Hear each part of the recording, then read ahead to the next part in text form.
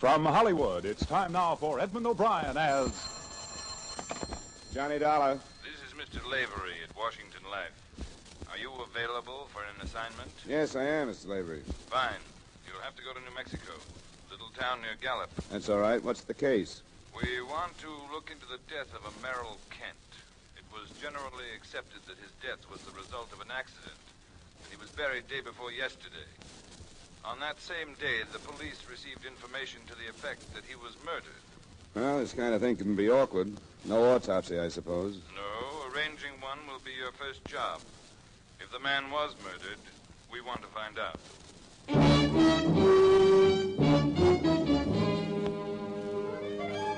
Edmund O'Brien in a transcribed adventure of the man with the action-packed expense account, America's fabulous freelance insurance investigator. Yours truly, Johnny Dollar.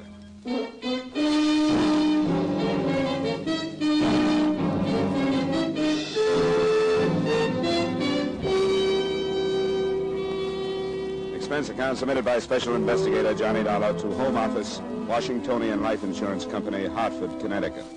The following is an accounting of expenditures during my investigation of the Merrill Kent matter. Expense account item 1, $145, transportation via air, train, and finally rented car from Hartford to Fort Scott, New Mexico, which is a small village where the law is attended by a deputy sheriff named York. After I checked into a hotel, I met him in his cubbyhole of an office. Well, I don't know what to think about the darn thing. Get everything all settled, and then some blame fool riles it up again. Was it a local phone call? Local? Yeah. Oh, a month ago, I could have found out who made it just by asking the operator. Used to have their finger on everything in town, but, we got a dial system now. I didn't recognize her voice because she was, tricking it up. What did she say? Yeah, she called while the funeral was going on, you know. Yeah, I understood that. Yeah, she said something from the Bible and that she couldn't stay silent while the good man's body was being submitted to the grave, as she put it. Then she said she wasn't sure enough to accuse anybody out in the open, but that she thought Mr. Kent had been murdered. No more than that? Didn't she name anybody? No, she just hung up. Yeah, isn't much to start from, is it? No. You know, I knew Kent. He was a good horseman, but better ones have been killed the same way. See, the horse falls and the rider's foot slips through the stirrup. Then when the horse gets up, he panics with his thing stuck there and dragging at him. He doesn't have to run 100 yards, and the man's dead. Well, Kent's horse must have run 3 miles. How do you know that? Well, the way he was blowing when he got back to the ranch. He dragged Kent all the way home, you know. But you don't know where it happened, huh? No. Kent bred horses and was out all the time exercising them, so it could have happened any place. I just say the man had some hard luck. He's dead and buried, and as far as I'm concerned, that should be the end of it. Yeah, you're probably right. The insurance company has a sizable investment to protect if they can. They want an autopsy, so I guess we'll have to have one. Well, how do you figure on working that out? I know the widow won't okay one, and some survivor has to in this state. Have you talked to her about this? No, but she's been through enough as it is. Why should I want to open it up again? You'd think she'd want to know if her husband was murdered or not. She doesn't know anything about the phone call. She doesn't? I didn't think it was worth telling her about. I'm afraid you'll have to be told, but I'll spare you the trouble. Small town like this, I know it's tough. Yeah, that's right, it is. Who was the doctor that was called, the one that signed the death certificate? His name's Snyder. Yeah, thanks. Where's his office? It's in his house down on Elm Street, 2nd Street just past the hotel. I'll find it. Thanks again, Sheriff. Sorry I have to stir things up. I'll do it as quietly as I can.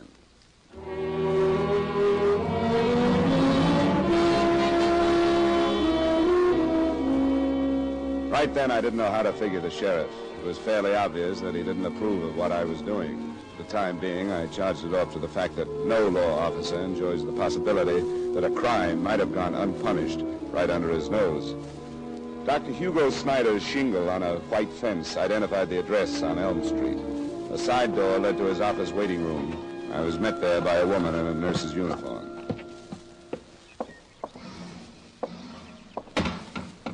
Good afternoon, sir. How do you do? Dr. Snyder in? Yes, but he's busy at the moment. Do you have an appointment? No, I don't. I'm not a patient. Here, I have to talk to him about something else. Here's my card. Insurance investigator. That's right. Mr. Dollar, please don't think me an overly inquisitive nurse. I'm Mrs. Snyder. Oh, well, that does make a difference. I want to talk to him about a death he attended a little while ago. Mr. Merrill Kent. Mr. Kent? Yes, the company that held his life policy sent me. Oh, I see. They think an investigation is needed. There's a chance, yes. That's what I wanted to talk to the doctor about. If I can see him now. He's in the X-ray lab. I'll see if he can come out. Hugo. Yes, what is it? There's a gentleman here to see you. It's about Merrill Kent. What about it? Well, I don't know, dear. He's an investigator from an insurance company.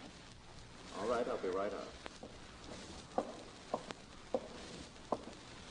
I hope you'll excuse me for being curious. Surely.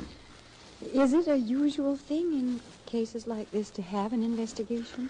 Not exactly. It probably should be, but unless something about a case seems to call for looking into, nothing is done. How do you do? Dr. Snyder? This is Mr. Dollar. Yes.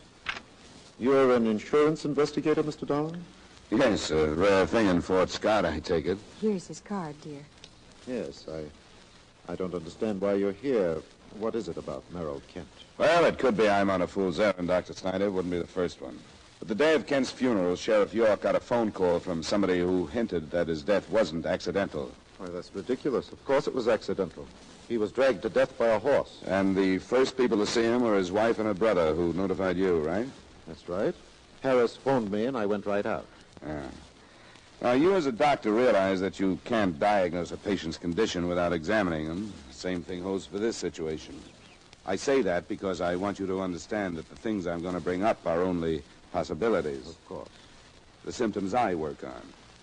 Now, how long did it take you to get to the Kent Ranch after you were called? No more than 15 minutes.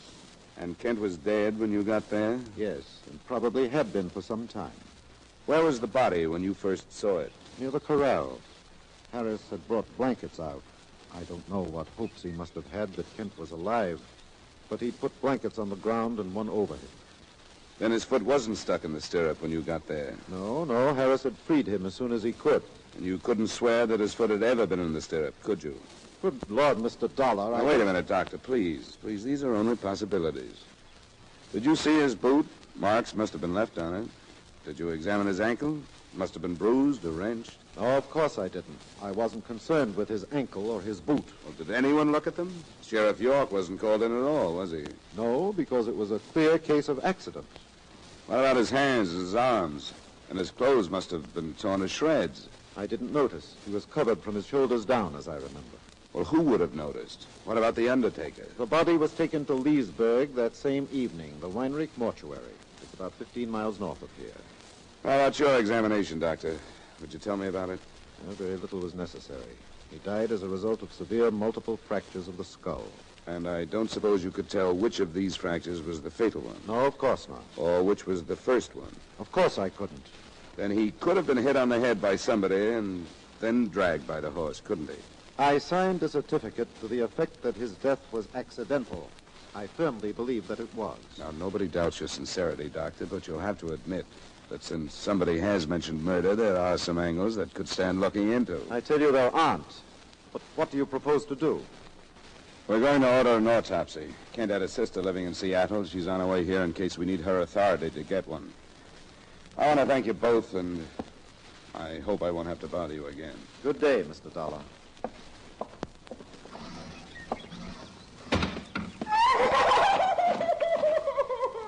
Hilda, what's the matter? Stop it. What's the matter with you?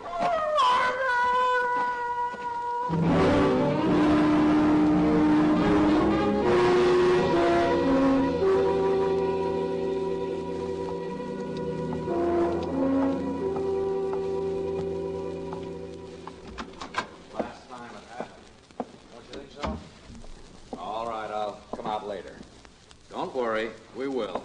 Now, goodbye, Mrs. Green. Oh, hello there, Mr. Dollar. Hi, Sheriff. Oh, how you getting along? It's hard to tell yet, but the doctor's death certificate could be full of holes. How do you figure that? It's nothing against him, but he had to admit the cause of death didn't have to be accidental. He said that? Yeah, so I want to find out everything I can about Kent before I see the widow. Assuming the possibility of murder for a minute, can Can you think of anybody that could have done it? No, I can't think of anybody. How'd he get along in town? Was he well-liked? Well, he didn't have much to do with the town. He was away a lot to horse shows and sales, things like that. How long would he be away on these trips? Oh, I never kept tabs on that. No reason to. He'd take Mrs. Kent with him? Most often he didn't, I'd say. She seemed to be here pretty steady. Do you have any idea how they got along? Oh, I wouldn't know anything about that. Never heard one way or another. Where is the Kent Ranch, Sheriff? You turn to the left at Bryan's store. It's out 5.5 miles. Thanks. Oh, Mr. Dollar. Yeah? I know you think I'm acting kind of strange about this, and, well, I guess I am. These people are my friends, and you grow close together in a place this size. I told you I understood that. I guess I don't want any of them to turn out to be a killer. Have you remembered something that you want to tell me? No, it's nothing like that. I wouldn't lie to you. But it seems like you've got it in your mind that Maxine Kent might have had something to do with her husband dying. I didn't say that. Everybody likes her, Mr. Dollar. Loves her, I guess is more like it. She was born here. Now, if you're going to make it rough on her, I'd watch my step if I was you. Thanks for the advice, Sheriff. The way you seem to feel, I wonder that you reported that phone call at all. The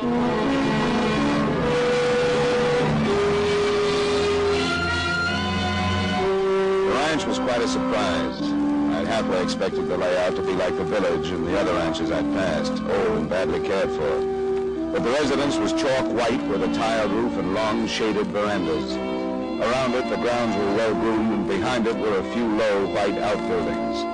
A woman I assumed to be the widow was standing at the edge of the drive as I pulled up. She was strikingly beautiful, in her mid-20s with coal black hair and eyes, the kind of slim, almost boyish figure they write about, and a complexion and color put there by the sun. I could see why the town felt the way they did about her.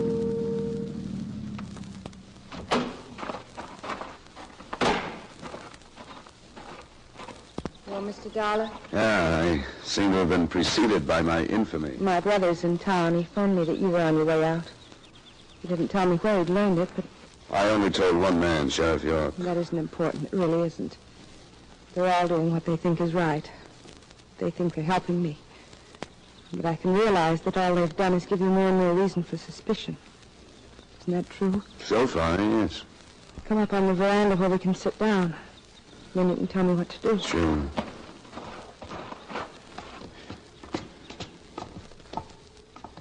Have a chair. This is fine.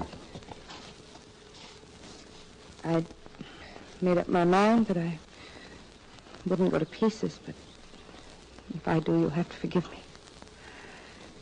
How do I order an autopsy when everything... when the funeral... All that's needed is your signature, Mrs. Kent, on a form that says you're authorized one. I will. If it's the right thing to do, I'll do it. Is that all? As far as I'm concerned, yes. The rest of it will be up to the county. They'll ask if you suspect anyone. I don't. I don't suspect anyone.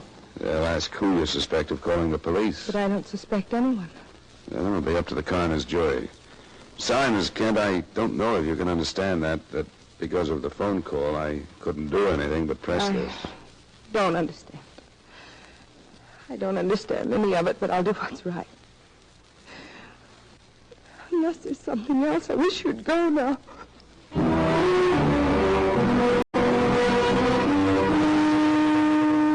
When I drove away from the ranch, I would have given my salary and a lot more if I could have skirted the village and kept right on going. I still wish I had.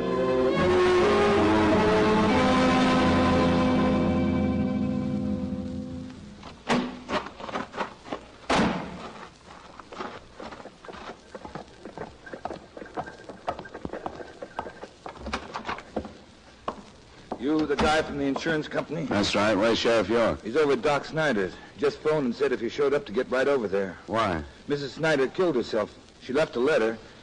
She said she was the one who made the phone call that started this whole thing.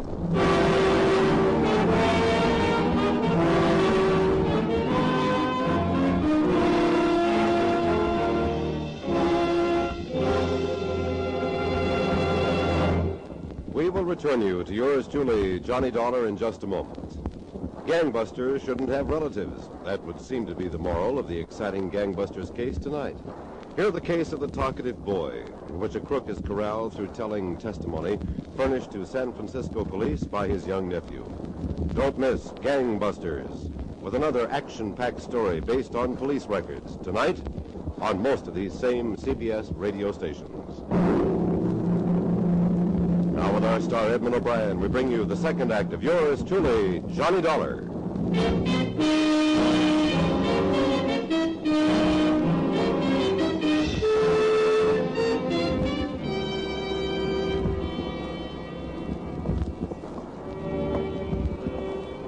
Sheriff York? Yeah, who is it? Oh. Well, I guess you got the news. Briefly, yeah. What's the story? Well, the doctor was in the office, and he called for Mrs. Snyder. She didn't answer, and when he came out to look for her, he found her in there, in the parlor. She was dead on the couch. The note. What else did it say except that she was the one that phoned you? It's there on the table. Something about there was nothing behind it but false suspicion and wrecking her life beyond repair. I don't know, it's kind of wandering. What kind of false suspicion? Her husband and Mrs. Kent? It looks that way. Come on, we'll go on in. You can read it yourself. Yeah. Where's the doctor? He's in his room. Alone? Here, through here. Yeah, that's the way he wanted it. It's mighty busted up over it. Have you reported the county yet? I called him as soon as I got here. Some men are on the way. Well, there she is. I covered her up. You know, she never seemed like a person that would kill herself. The note was addressed to whom it may concern. I won't attempt to quote it. The main idea was that she had been driven to phone Sheriff York by a blind suspicion of her husband's feelings towards Maxine Kent. Then, when she learned these suspicions were groundless, she realized that there was no longer any chance for happiness. The closing words begged her husband's forgiveness and swore to his innocence. Sheriff York would rather not go with me, but he guessed it would be all right if I talked to the doctor.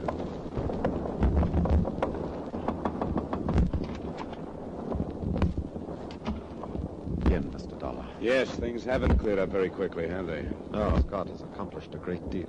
Suppose I was being too objective. I meant the two lives have been ruined since you arrived. The wives of my own.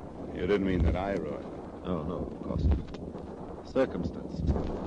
Circumstance that should have been entirely harmless, not even known. Misunderstand me, I'm not see no reason to anymore. Those circumstances drove your wife to breaking the case open, with you in the middle. Her own version of them. I am in love with Maxine Kent. I have been. If I'd been selfish and divorced my wife, Maxine had been the same, none of this would have had the meaning that it has now. But one doesn't do things like that in a small town unless one is prepared to leave. We weren't. Why not? The doctor's money is nothing. She had none. But we were intelligent people. We had control of our emotions. So we talked and decided not to see each other again. I'll admit I lied to my wife. Not well. She suspected the truth. When Kent was killed, I think she lost her mind with doubt. You did say killed, didn't you? Yes.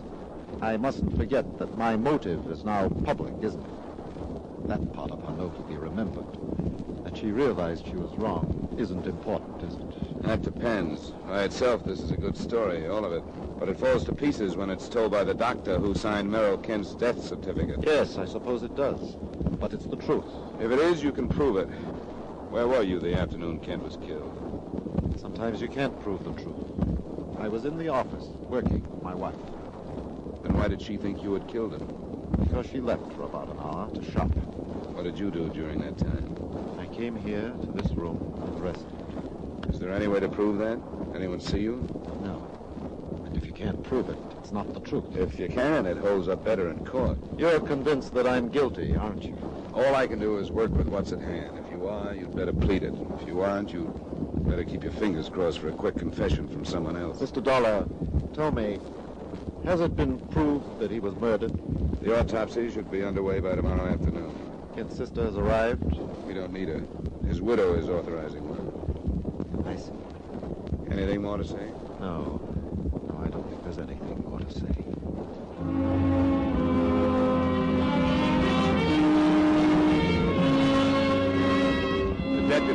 county headquarters arrived at 6:30 p.m. On their orders, Dr. Snyder was removed to the single cell of the Fort Scott jail.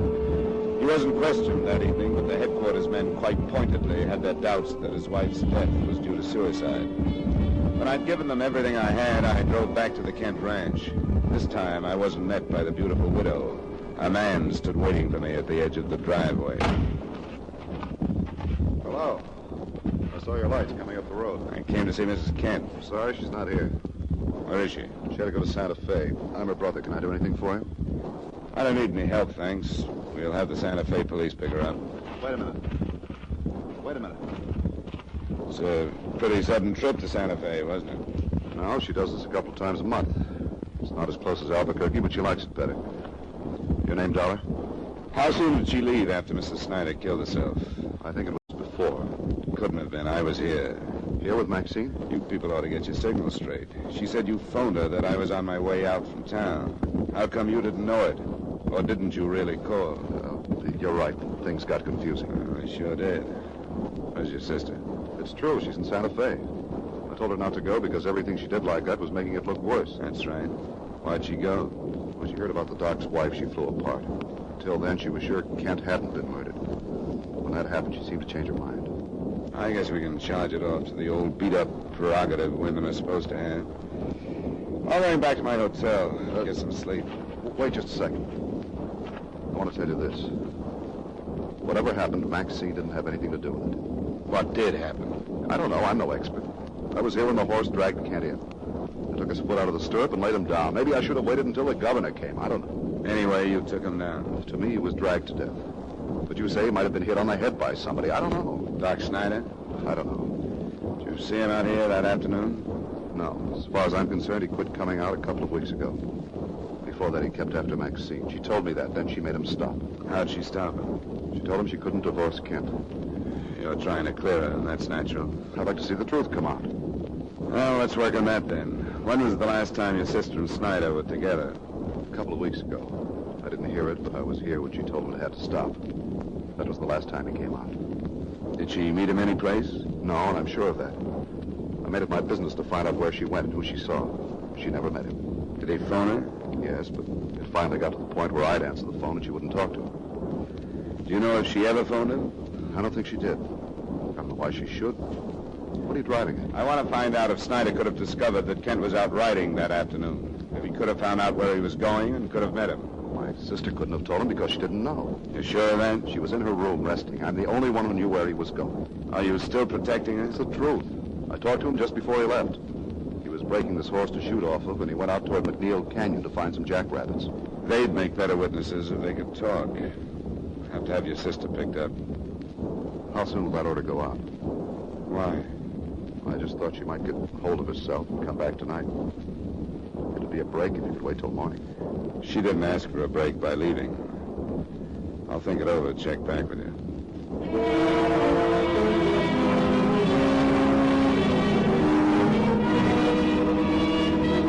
The next day, things moved slowly. Mrs. Kent did come back on her own and signed for an autopsy.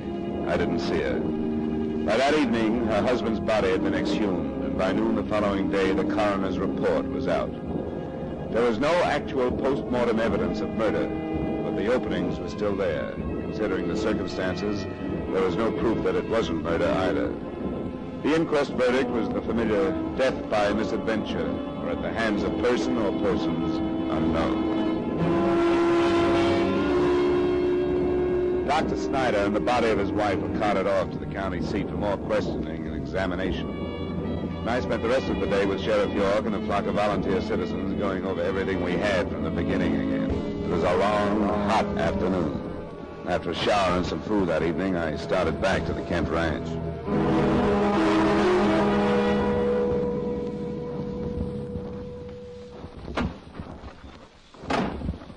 You again, Dollar? Thought you'd be through with this since Doc Snyder was arrested. Not quite. Your sister here? What do you want with it? I want to talk to her. Give her my apologies. Apologies? I hadn't noticed a side of you that would bother with them. Is she here? She's too upset to be bothered. Ask Mr. Dollar in, Harris. Why are you acting that way? Thank you, Mrs. Kent. Please come in. Why'd you run out the other night, Mrs. Kent? I don't know. When Hugo's wife, I lost my head. She came back, didn't she? I'm glad she did. She had nothing to run away from. What do you mean? Well, they're satisfied now that your husband's death was accidental.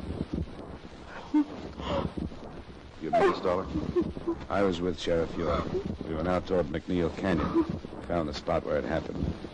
Your husband fired a rifle. We found it. His horse reared and fell. Marks in the ground show that. It was dragged from there. There are traces of that, too. It's over. It's over. Merrill. Merrill, let me leave me now.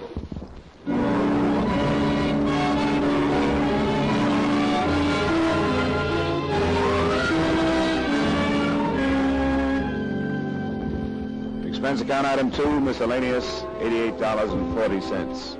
Item 3, same as item 1, transportation back to Hartford. Expense account total, $378.40. Remarks? I'm sorry about the happy ending. The fact that everybody told the truth and that nobody was a criminal, and that the insurance claim is as good as New Mexico gold. Yours truly, Johnny Dollar.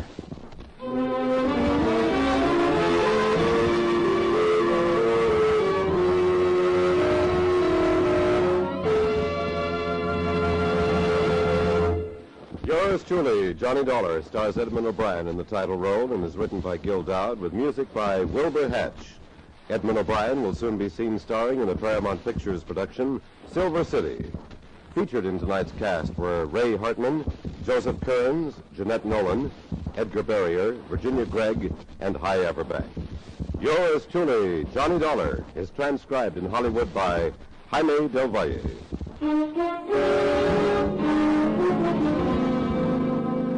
This is Clarence Cassell inviting you to join us next week at this time when Edmund O'Brien returns as... Yours truly, Johnny Dollar.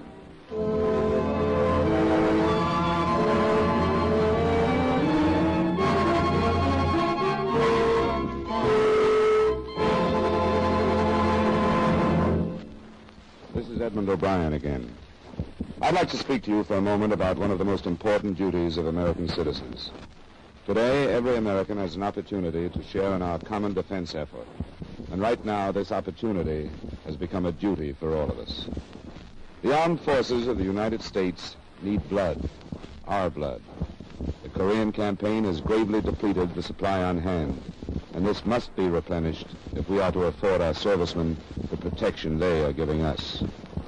No matter what your age, sex, or station in life, you can contribute to American defense by donating a pint of your blood to the men of your Army, Navy, Air Force, or Marines. Call your local blood donor center or Red Cross chapter today for an appointment. Remember, your donation of blood may save the life of a wounded serviceman. Give your blood today to save a life tomorrow.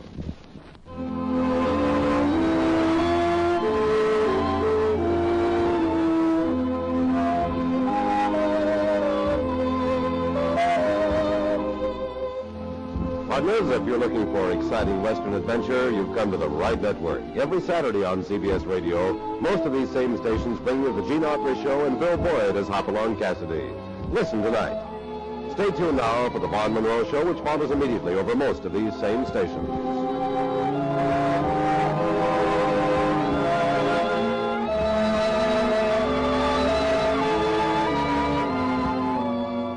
And remember, Gene Autry every Saturday evening on the CBS Radio Network.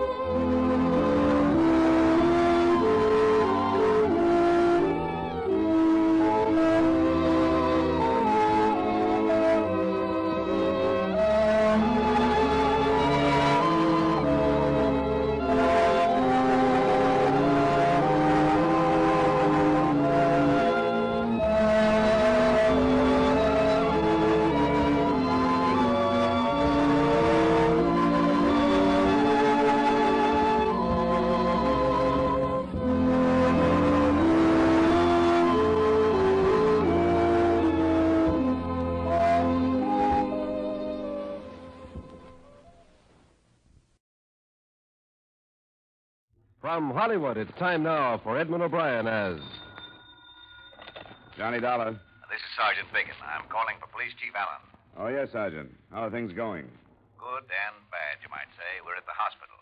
George Enfield just died of his injuries, but it looks like the other man, Charlie Watson, is going to pull through. Has he been questioned yet? No, but the docs say he can be in an hour or so. That's what I'm phoning about. Chief Allen says you can come over if you want to get in on it. Good. I'll see you in about 20 minutes. Oh, Sergeant, did you get the new tally on the robbery? No, I didn't know there was a new one. It stands at 48,000 now. And murder, too.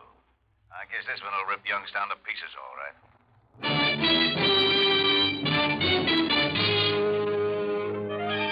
Edmund O'Brien in a transcribed adventure of the man with the action-packed expense account, America's fabulous freelance insurance investigator. Yours truly, Johnny Dollar.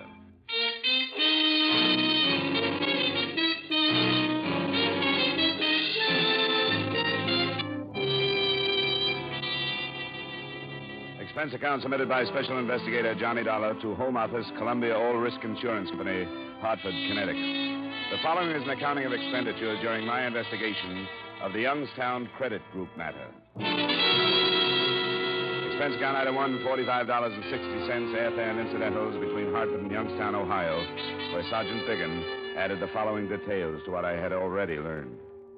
The Youngstown Credit Group is a savings and loan set up for the employees out at Federal Mills. About 2 years ago, they set up this service to cash the men's paychecks. Enfield and Watson have been going right out to the plant every payday at noon. Charged a small fee for the service. The same two men every week with that kind of money? That's right. And this morning, somebody finally caught up with them. Knew the route they took and the time. Evidently stopped their car some way, got into it, relieved them of the money, and then pushed them out while they were making their getaway. Enfield and Watson are a mess. That's all we've got except an abandoned sedan that might fit in someplace.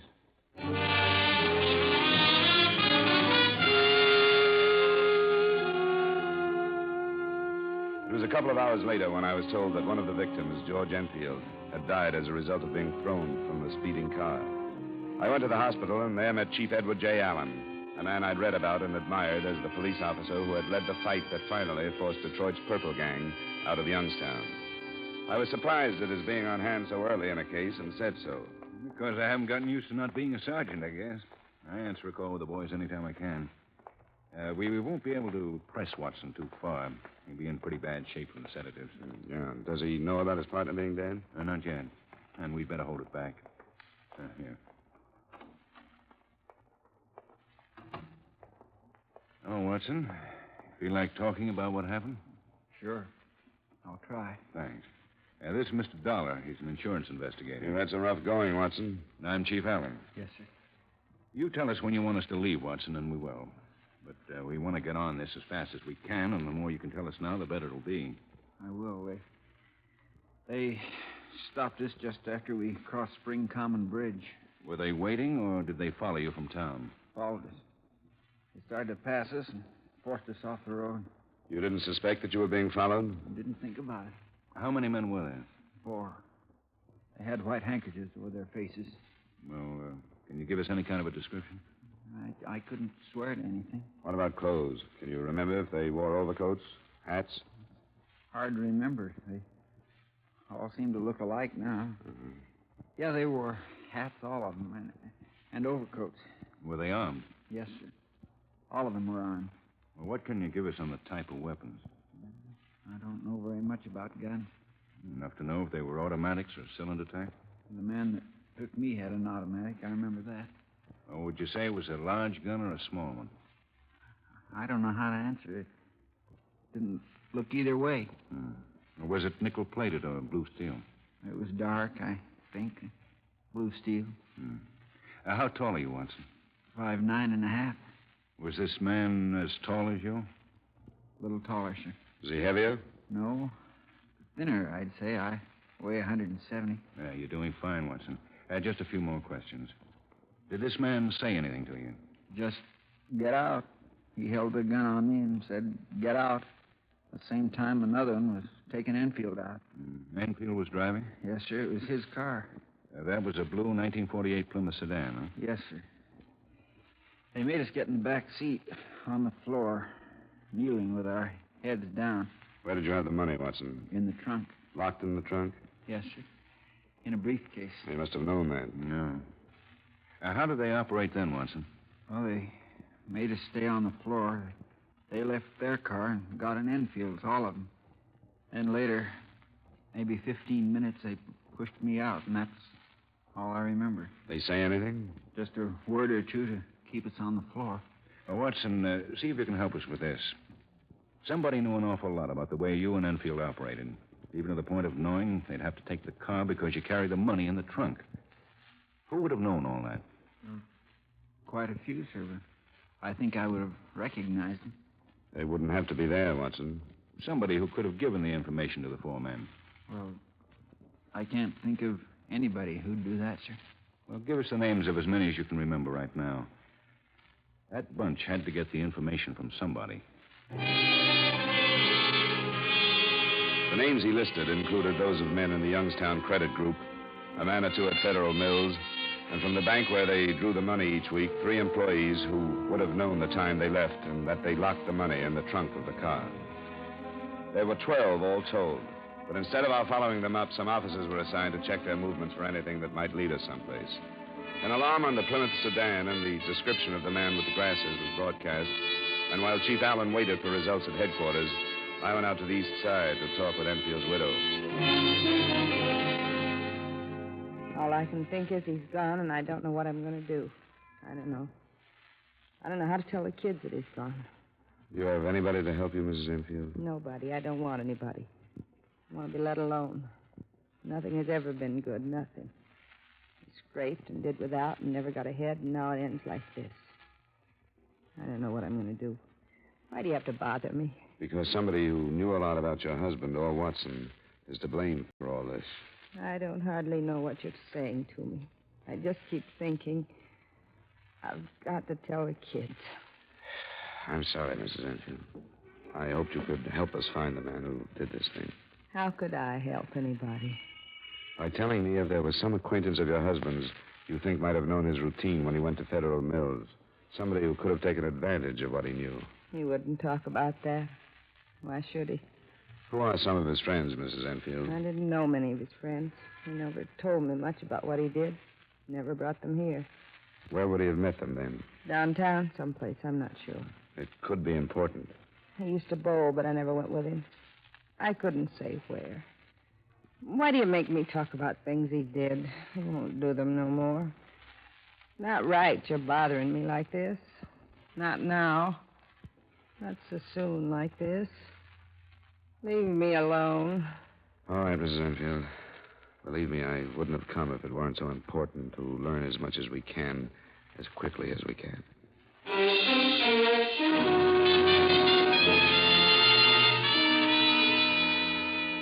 The importance of speed, of course, was based upon the fact that the $48,000 to have been used to cash paychecks was in small, untraceable denominations. What we were afraid of was that the 400 men would split the money, separate as quickly as possible, and leave the area. It was 5:30 p.m. by the time I reported back to Chief Allen. The search for the Plymouth by then was statewide, but nothing had developed. At 7:15, something did. The owner of a farm a few miles from town called in a tip. A few minutes later, we pulled up in front of his house. Didn't think anything about it till I got the paper this evening. I read how the police were looking for a Plymouth sedan. Said to my wife, wonder if that could be the one. She said, don't seem likely, but I made up my mind to call you anyway. Well, I'm glad you did, Mr. Long. Well, there's a Plymouth like that down there at the edge of my land. It's there now? Well, it was at nightfall, and what's more, I was fixing some drift fence down that way when it drove in. I remember now, there was 4 men got out of it. Now, what time was that? About noon. Did you get a good look at these men? I didn't pay much attention till another car come and turned around. Then they all got into that one and drove off. Were they carrying anything? A briefcase? No, I didn't notice. Now, which way did they go? Well, toward the city, same way both cars come from.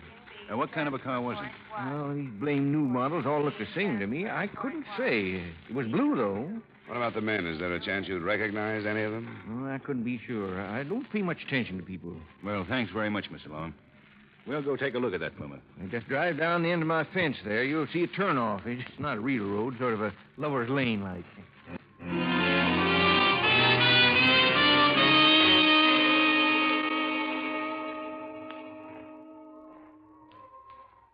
It's the car, all right, Dollar. Yeah, they dumped it in a hurry, didn't they? Here. Key's still in the trunk lock. We're up against a really well-planned thing here, aren't we? They're sure ahead of us so far. Another car and a fifth man to figure now. You think they went back to town? Would you have planned it that way? Maybe. If I had, I would have thrown you a curve. You and all the deputies and the state police would be looking for a group of 4 making a getaway. Yeah, that's right. But I'd be back in town, not part of a group anymore, but anybody on the street. Yeah. With a drawer full of unmarked bills someplace. Well, we got the sedan in and see if it'll give us anything. I can drive it if you want without messing up too many prints. Yeah, that would save some time. Hey, come here. What have you got? Look at the stain on the floor there. That be blood? It's hard to tell with just a flash. Let's get this thing in and put somebody to work on it.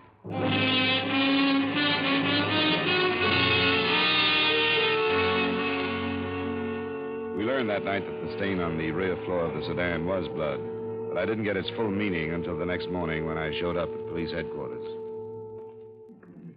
Good morning, Mr. Dollar. Hi, Sergeant. Chief in? He's been here since dawn. Go on in. Thanks. Oh, there you are. Just called your hotel. I take it I'm late for something. Did you sew this thing up after I got out of your way? Hardly. I asked him to speed up the autopsy on Enfield last night, and it turns out that he was beaten before he was thrown out of that car. Oh? With all the rest of the damage to his head, it was easy to miss. But the fatal wounds were caused by a blunt instrument, probably a length of pipe. And he must have known somebody in the group. Sure he did. We've got a downright premeditated murder on our hands.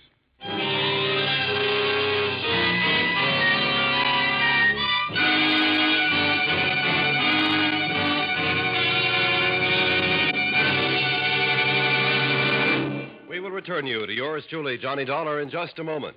One of the most informative and forceful campaigns for freedom is being scheduled by the Voice of America during the last week of December. Special dramatic programs, news roundups, and musical programs will be beamed around the world by this great organization. You are urgently requested to write to your friends overseas and tell them not to miss the Voice of America's special year-end overseas program. Now, with our star, Edmund O'Brien, we bring you the second act of yours truly, Johnny Dollar.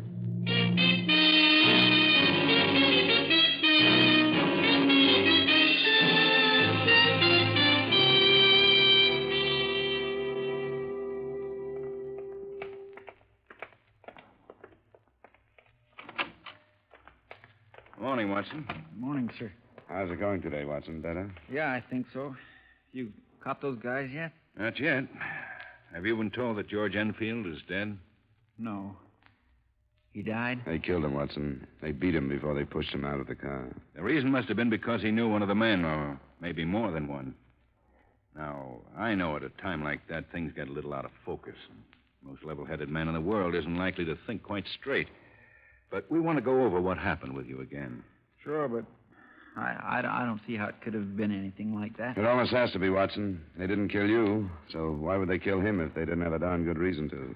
I don't know. Tell me, what did Enfield say while this stick-up was going on? I don't think he said anything. I didn't hear anything he said anyway. Not any names, if that's what you mean. Well, that's what I want you to be as clear about as you can. Oh, I'm sure I didn't hear anything. I was talking so myself. Maybe he could have said something I didn't hear. While you were still in the front seat? Yes, sir. I was scared stiff, and I kept telling this guy not to shoot me. That's all I was thinking of. I was scared stiff, and I couldn't help it. All I remember is him sitting with his hands still on the wheel and those men with masks on coming for us. When you were both on the floor of the back seat, Watson, did he say anything then? No, sir. What about you? I was begging for my life, and I'm not ashamed to say so. Well, you don't have to be. I was saying I don't care about the money and to let me out of there. I thought they were going to kill us then, because I couldn't think of any other reason why they should take us with them. And Enfield said nothing? No, I'm sure he didn't. I remember now, one of the men even said something. He said, "What's the matter with you? Why aren't you begging like your buddy?" And George still didn't say anything. Did this man call him by name? I don't think so. No, he didn't. Dollar? Yeah, I think we've stayed long enough. Thanks very much, Watson. Sure. You may have helped us quite a lot. You get some rest now. We'll see you later. Yes, sir.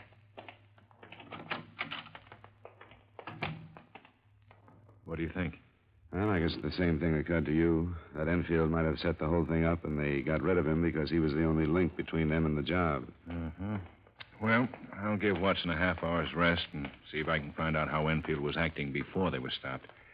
Will you go out and check the widow again? Sure.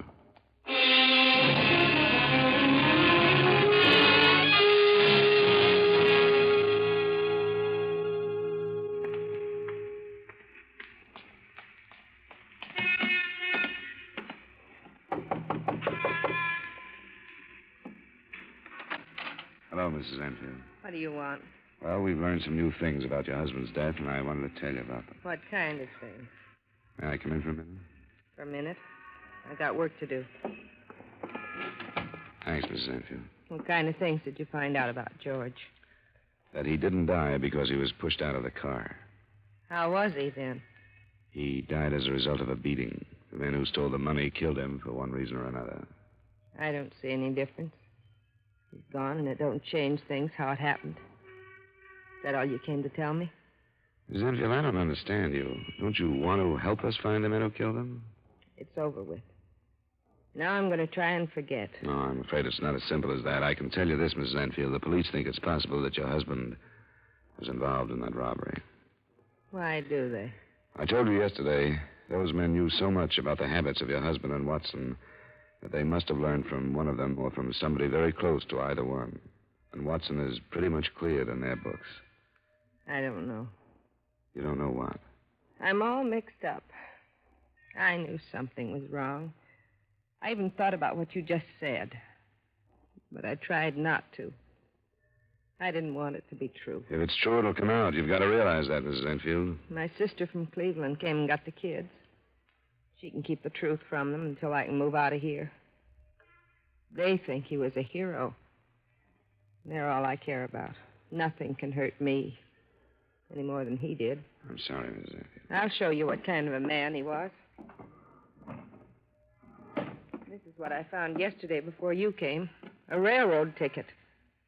He was going to leave us. California. Why didn't you tell me yesterday? I didn't want anybody to know. I was ashamed. The kids, mostly. I didn't want them ever to find out. He was going to leave us with no money, with bills we couldn't pay. And that's all. That's what he thought of us. Was he involved in the robbery, Mrs. Enfield? I don't know. Something was going on. For the past 2 weeks, you'd tell there was something. He was out every night. He'd say it was at the High Point bowling alleys, but one night I was sick and I phoned there. He hadn't been there for 3 nights. Do you have any idea who he'd been seeing? No, but one night he talked on the phone to somebody named Carl.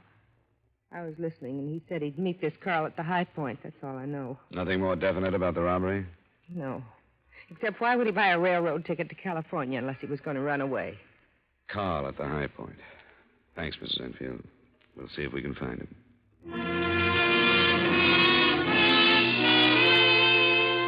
Comparing notes with Chief Allen made it look all the more like we were on the right track. Watson had told him that Enfield's attitude when they left the bank could have meant that he was under some kind of strain. Surprisingly, the name Carl fit in almost immediately. Carl Huffman, a punk with an unimportant police record, had been seen meeting Enfield in the High Point alleys. He was easily located and brought in for questioning. You remember me, Huffman. What are you doing still in town? No law says I can't be here. Who told you to say that? Nobody has to tell me to say something that's true. Remember the last time you were in here? No. Well, I do. You were playing it big then, too. You were counting on some friends from Detroit who didn't come through. Whose gang was that, Huffman? I don't remember. Yes, you do. You thought it was the strongest organization in this part of the country. You thought hiding behind them you couldn't be picked up. You had the idea that just because you were on the fringe of organized crime, nobody could hurt you. But you got hurt, didn't you? A year on the last rap. So I got a year. It settles it. If you had any brains, Huffman, you wouldn't be where you are now. You'd be a decent citizen. But here you are. You just can't get along in the world like everybody else. All right, let's talk about George Enfield. What about him? Do you want to take the rap for his murder? I can give it to you. What are you handing me? What murder? All we need is the fact that he was with you night before last. We've got that. It's a lie. I'll believe our witness under oath before I believe you. It's a lie. What witness? Ben Hochek, the High Point. He says you were there the other night. Well, sure I was. There's no law against that either. Kochek says you've been meeting Enfield there and leaving with him. He says you've been doing that for a couple of weeks. Well, that don't mean anything. You ought to play it smart, Huffman. He's got a lot on you. How can he? I didn't do nothing. You were seeing Enfield. Even his wife knew that. She knew he was planning to leave town, too. I can't help that. You were seeing him so you could set up that robbery, isn't that right? I don't know what you're talking about. Let's get back to that other thing you don't know about. Where were you the other morning between 11 and noon? I've already told you. I slept late. Your hotel clerk says he saw you leave at about 10:30. Well, he must have been mistaken. Do you want to take this rap alone? What rap? You got nothing on me. We've got enough to make a charge stick. You can't have. I didn't do nothing. I'll show you what we've got. You're in a bad way, Huffman. He didn't tell you yet about the witness. How can there be a witness? A farmer out where you dumped the Plymouth. He saw you drive it in. He watched you open the trunk and take the briefcase out. He's on his way in now. All right. Did you ever see this before, Huffman? No. I don't even know what it is. Don't know what it is. What does it look like? It's a piece of pipe we found in a ditch along the highway out past Federal Mills. About a half mile beyond where you tossed Enfield out of the car. I tell you, I don't know what you're talking about. Look at it close, Huffman. See these marks up here? They're small, but they're bloodstains. Don't mean anything to me. It did to Enfield. That's what killed him. I don't know anything about it. I never saw it before. Then how come it's got your prints on it? That's a lie. I never touched it. I wasn't even... Oh, what's he? That's right. Why take it all yourself? Look, I didn't know there was going to be any killing. If I had, I wouldn't have got mixed up in it. Who were the rest of them? Bill Lewick and Vern Clark. But it was Enfield's idea. He started it. There are two more men, aren't there? Now, look, what kind of a break do I get for giving you all this? You can make a deal with me, Huffman. You know that. Any break will have to come from the district attorney. Who are the other two men? Thayer brothers. Thayer brothers? Yeah. When did they come back to town? A couple of weeks ago. They've been laying mighty low. We haven't heard about it. Well, they wanted it kept quiet. They came back to build up a new organization. Chief, look, I'm giving you a lot. I ought to get a break. Well, it won't hurt you to cooperate. Well, they're the ones that did the killing, Ed and Charlie. Why? They didn't like Enfield. They were sitting in the back seat with him. They didn't say anything till after, though. Then they said that they were afraid he'd spill everything. They knew he was going to leave town, and they said nobody'd ever find out how he was killed. Well, the other two men still teamed up with him? No, this was a first job for Lewick and Clark. They work at the Ace Trucking Company. Now, what about the Thayer brothers? Where are they? They're staying at their old place out at the city limit. The Tuxedo Club? Yeah. Well, that's still closed up. Well, that's where they are, unless they left when they learned you picked me up. Well, how would they know that? Look, I'm giving you an awful lot of stuff, Chief. They know because one of their friends has been following me around ever since the job. Sergeant Biggins. Yes, sir? The Thayer brothers are back in town. Back? According to Hoffman, they've holed up in their old joint. Get 2 or 3 squad cars out there. I don't want them to try to take the place because the Thayers have probably been tipped. I want some roadblocks set up in case they try to leave. I'll get right on it. And get 5 or 6 of our best men to meet me here at 4:30. We'll go out and pick them up at dusk.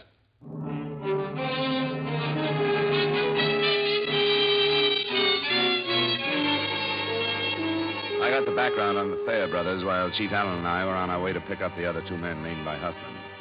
They'd been at the bottom of most of the organized crime in Youngstown when Allen had taken over. The fight against them had become almost a personal one. It ended when the Thayers left town, and the fear now was that it would be reopened.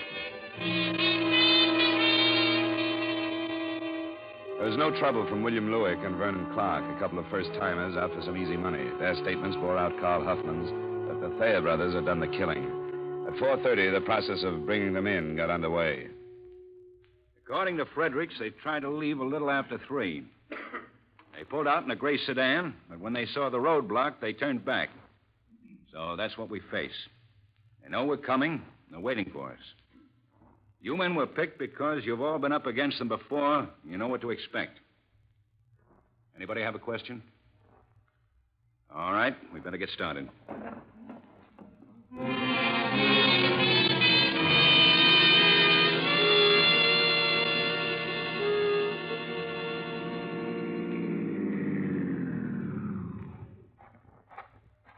Anything happening, Biggins? Some guy from a grocery store back near that crossroad got curious and came to talk to us. He says the Thayers have been coming in his store. He says they've been drunk for the last couple of days. That's something to think about, Chief. I know it is. If they're gassed up, they're a cinch to make a play. Yeah, we'll see. Who's that up ahead? Well, that's Samuels. He got here just a minute ago. Walter and Hayes are with him, both with Thompsons. Good. Hey, no lights in the place. I don't know what they're thinking. They must know we're coming. What's the layout of the place? The living quarters are in the rear. That's where they'll probably be, but... Biggins. Yes, sir. You take one of the men with the Thompson, go in the front. I want the other to cover me at the rear door. Walter's back there already. Good. Well, let's get it done, then. Dollar? It's my case, too, Chief. Okay. Good luck, Biggins. Yes, sir.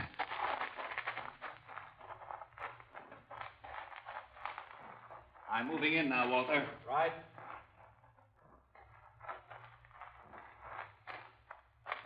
Yeah. That's the door, Dollar. Good. There aren't any windows. No. You can cover me from here. Don't be a hero in front of that door. I'll watch it.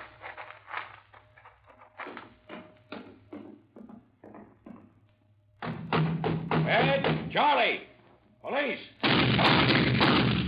Keep Allen. He's all right. All right, Walter. The Thompson, if they want it that way. Hayes, come on, give me a hand.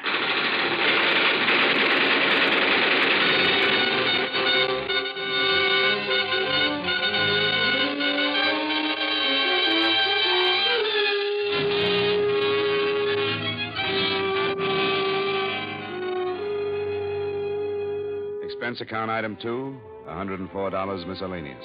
Item 3, same as item 1, transportation back to Hartford. Expense account total, $195.20. Remarks? A reasonable figure, I think, considering not only the recovery of most of the stolen money, but also the fact that the company received the personal services of my good friend, Chief of Police Edward J. Allen. Yours truly, Johnny Dollar.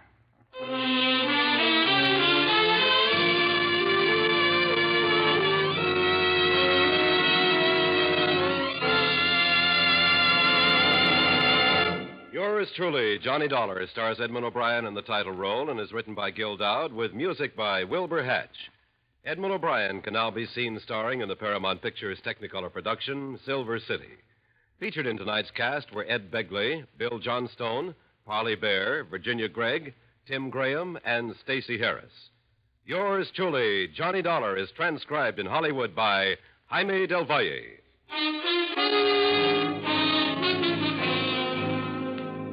This is Dick Cutting inviting you to join us next week at this time when Edmund O'Brien returns as... Yours truly, Johnny Dollar.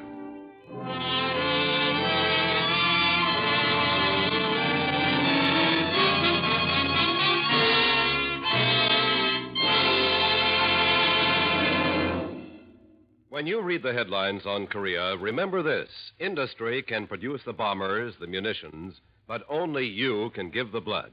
And it's your blood that is saving the lives of 97 out of every 100 wounded men.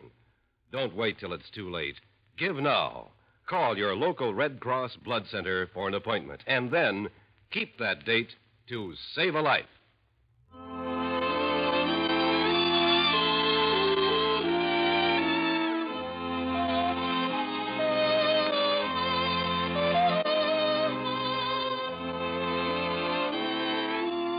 A comical catastrophe is about to overtake a department store when Mortimer Snerd takes a pre-Christmas job behind the counter.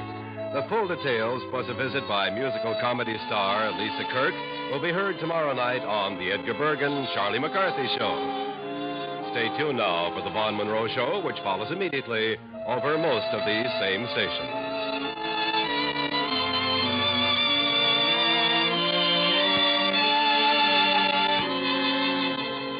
And remember, King Arthur Godfrey's Round Table holds court every Sunday afternoon on the CBS Radio Network.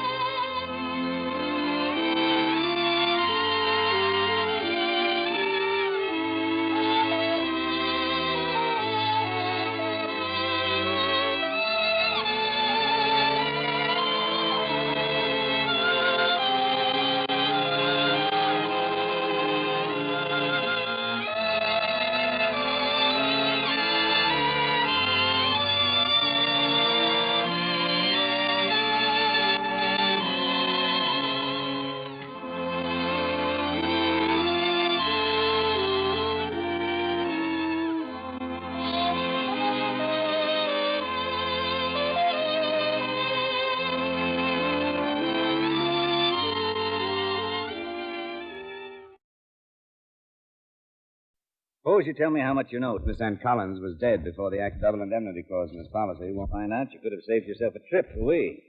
Now, I'll tell you when off a canyon road a little after 10 o'clock. That. Coroner's report 2 hours when the accident occurred. There's a blunt instrument. Someone Just 2 hours later, that car drops off at his wife. apparently wasn't home. He brought her home about 11. That's checks. Cab picked her, drove them home. She's been into her, doctor says. We drive over there and see her any time now. Drive over there? Oh, Maynard. That's about 5 miles nearer them. Only some people live there up the top of the little canyon. Narrow. There's a lot of quick turns first turn. Uh-huh. Crash. Is he the only one who heard of this? That's not too surprising, though. Up the top of the canyon. His neighbors at the first turn of the road below Collins. No one lives in between them. After Pinkert, there isn't much the rest of the way into Manitou. Pretty isolated road is, but it comes out right on Manitou's main drag. If you know how to handle that road, you could get right in the center of things in 3 minutes. Suppose we go out there, see Mrs. Collins. You can see the layout yourself. Fine. Oh, does she know yet that her husband was murdered? Yeah. Doc told her a little while ago.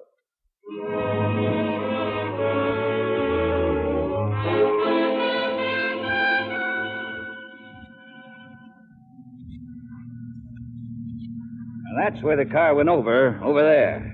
Uh-huh. How much of a drop is it? Oh, 40, 50 feet, I guess. They got the car out, though, an hour or so ago. Should have a report on that before too long. That must have been Pinkert's house there at the curve. Yeah, we'll check him after we talk to Mrs. Collins. Look, you see? The way the canyon slopes, you can see the tops of those buildings. Ah, yeah. And they're on the main street we just turned off. That's right. So it isn't as isolated as it looks up here. Well, looks like this is it.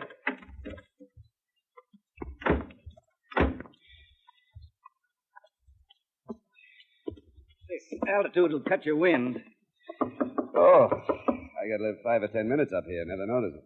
Takes a while to get used to it, all right. Yes? Lieutenant Anders, to see Mrs. Collins. Oh, sure. Come in. Come in. This is Mr. Dollar. Hello. How you doing? Ralph Turner, Aunt Delia's nephew. She's this way, living here. Aunt Delia, this is Lieutenant... Lieutenant Anders, Mrs. Collins, Colorado Springs Police. Oh, yes, Lieutenant Anders. And this is Mr. Dollar. He represents your husband's insurance company. I see. Mrs. Collins? Well, sit down, gentlemen. Ralph, please, all of you. Where's your mother, Ralph? I think she's in the kitchen. She thought you ought to try to eat something. Oh, my. Tell her not just yet. Tell her I'd like for her to be here.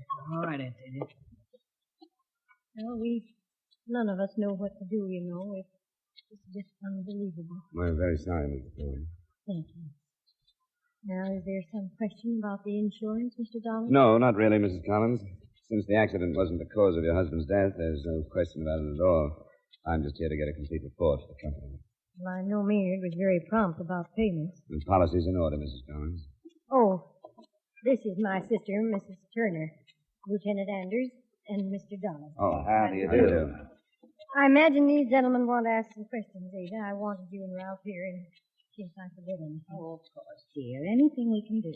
You got back to the house at 11 o'clock last night, Mrs. Collins. In a taxi, I understand. That's right. I've been gone all evening.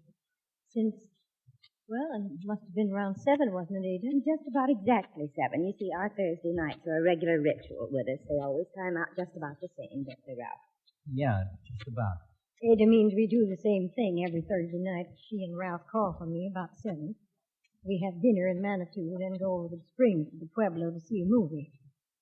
I usually get home around 10:30 or 11, depending on when the show is out. All 3 of you have dinner and see the picture together? Well, no. Ralph usually eats before they pick me up. He's just our chauffeur. Takes us to the restaurant in Manitou. We take a taxi to the Springs and taxi back. They drop me on the way. It's cheaper that way. Was your husband home when you left last evening? Yes, he was. He was just finishing his dinner when Ralph came to the door for me. As far as you know, did he have any plans for the evening? No. He usually plans something for Thursdays. Last night he'd spoken of Mr. Pinkert coming up and then playing cards, but well, for some reason that was called off. Is your neighbor down the road? Yes. You don't know why their plans were called off? No, I really don't. Maynard was talking to you, Ralph. Did he mention anything? No, he just said Mr. Pinkert said he couldn't make it. He asked me if I could come back. Told him I was going bowling if he could come with me. He said no.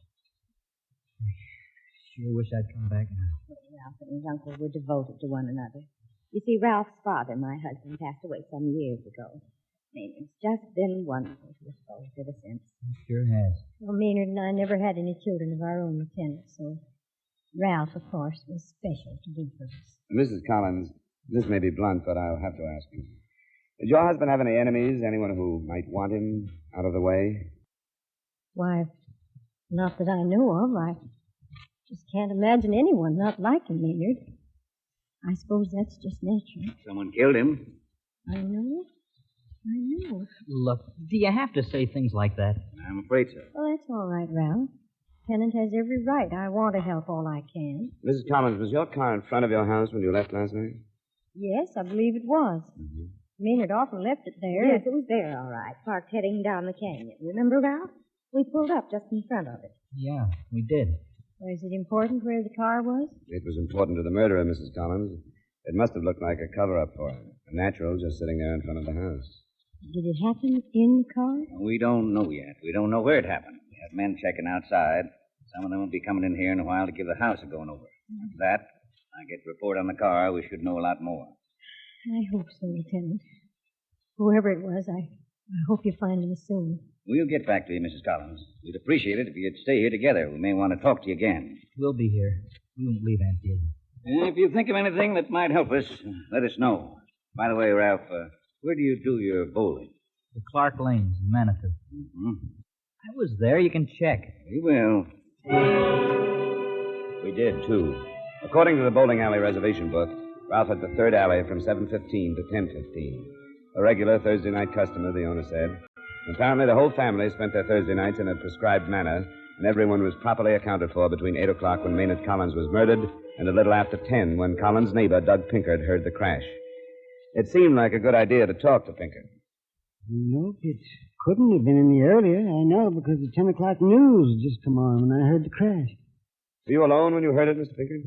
I'm a bachelor, Mr. Dollar.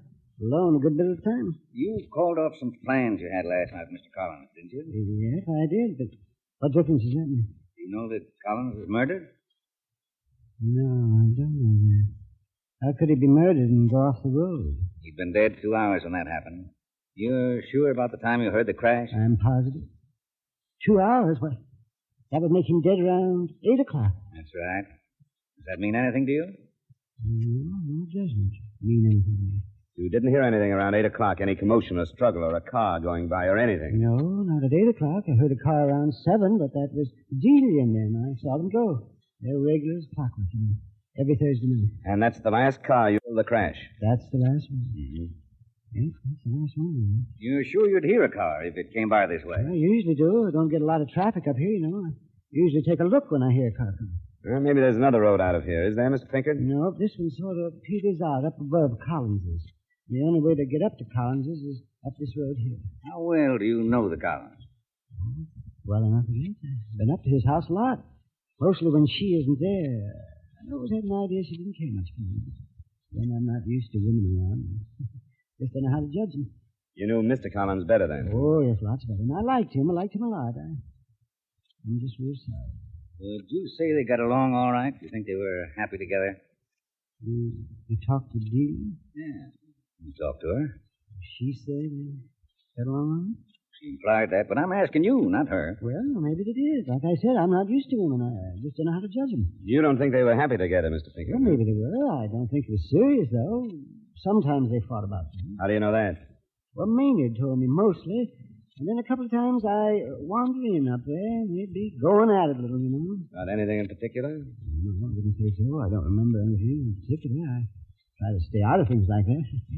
Just get along. Did you ever hear them going at it about money? Oh, I guess, yes. Yes, money. Well, that's all. I was fixing to go for a climb. That's the way I spend most of my time, you know. No reason why I shouldn't go now, is there? Mr. Pinkard, do you have any idea who would kill Mr. Collins? No. I can't think of anyone who'd do it.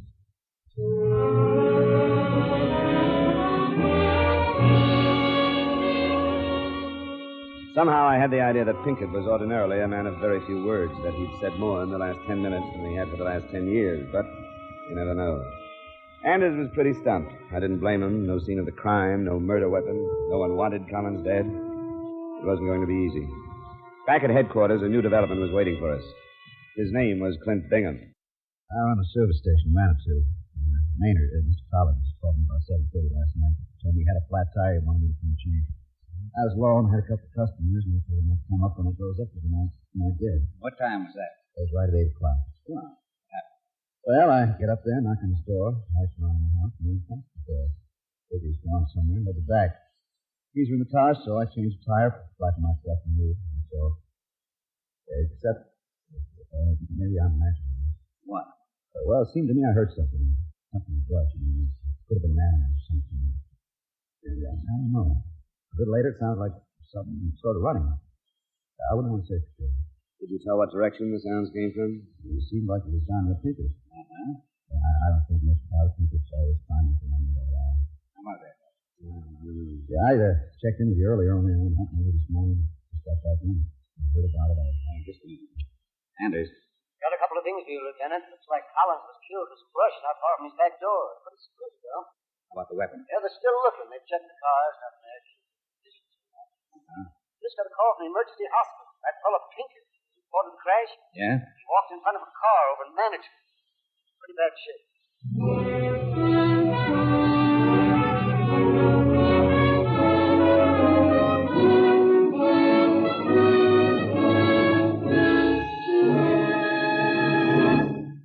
We will return to yours truly, Johnny Dollar, in just a moment.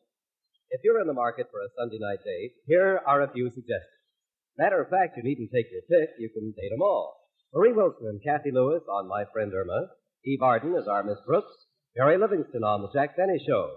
Briny-tempered Sapphire on Amos and Andy. And Janet Waldo as Corliss Archer. Stay home tomorrow night and date the whole gang over most of these same CBS radio stations. Now with our star Edmund O'Brien, we bring you the second act of yours truly, Johnny Dollar.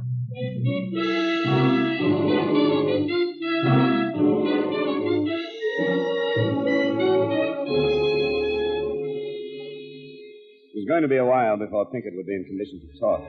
According to the driver of the car and witnesses, Pinkett never even looked, just walked out into the path of the car. One of the witnesses, the kid who worked at Clint Bingham's service station, said Pinkett had come in, asked for Clint, and took it very big when he learned he had gone hunting. Finally, Pinkett came around, and Anders and I listened. I knew Kent was up there at Maynard. I heard him come. I'd have told you, too. You just said Maynard was murdered about the time I knew Kent was there. And Kent's a good boy. I wanted to hear him say he was there first. Before I told you. Holding evidence. Serious. I don't care if it is. Man don't have too many times. Kent and Maynard were the only two I had. Maynard's died. I can't lose Kent, too. Until I'm sure. Why did you walk in front of the car, Mr. Pinkett? Boy said Kent had gone hunting. I was afraid maybe he was wrong there. I didn't see any car.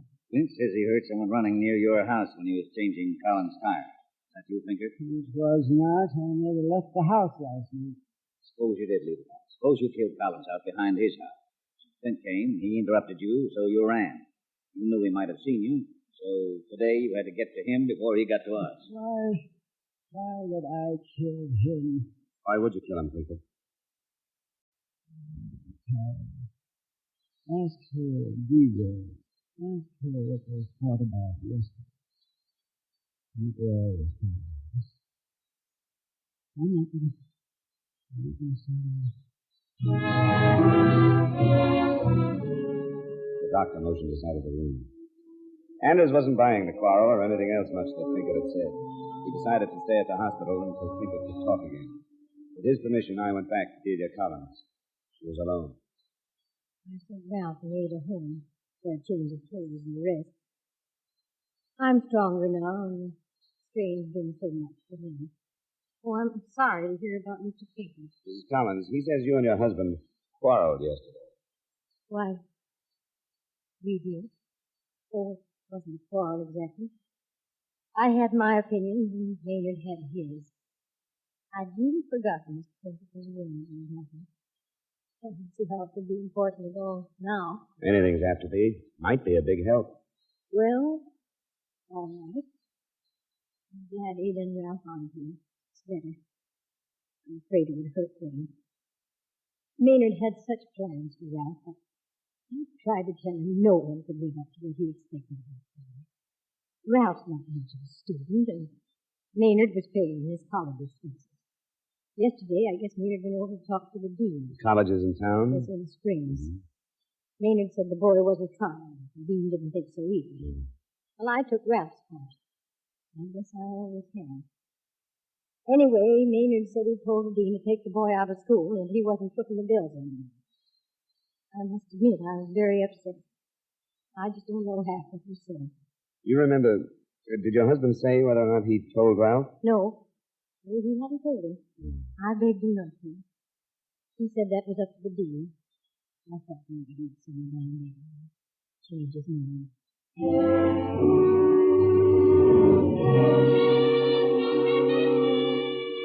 It didn't seem like much to bother Anders with, not until I knew more. And when I knew more, it wasn't worth it. Dean Mitchener at the college hadn't told Ralph anything about his uncle's visit the day before. He'd planned to tell him the next morning. But after he heard about the tragedy, he decided the news would keep. I told him where he could reach me, and I rejoined Lieutenant Anders at the hospital. They came up with the murder weapon, found it half buried under some brush. The canyon slopes down toward the main street. It's a tire iron. Bingham's? He says it isn't his. Tire irons are pretty much alike. We're checking his prints against those on the iron. I can't figure Bingham showing up like he did. We wouldn't have known he was there if he hadn't told us. He could have thought Pinkard had told us, or that he would. We don't know anything about the motive. I'm waiting to put the two of them together. Someone's got to give. Pinkert's still in bad shape? Doc says to wait a while. Okay, thanks. Be right back. Thanks, all the best, too. Johnny Dollar. This is Dean Mitchell, Mr. Dollar. Now, this may not be worth anything to you, but I just found out Ralph did know that his uncle was removing him from school. He did? How? Now, my secretary seems to have told him. She was here when Mr. Collins came yesterday. Being a friend of Ralph, she told him late yesterday afternoon. Something about she thought she should warn him. I see. Well, I certainly appreciate your calling me, Dean Mitchell. I'm very upset about this breach of trust, Mr. Dollar. I want you to know that I intend to do something stringent about it. Now, don't be too hard on her, Dean. She may have done us all a favor.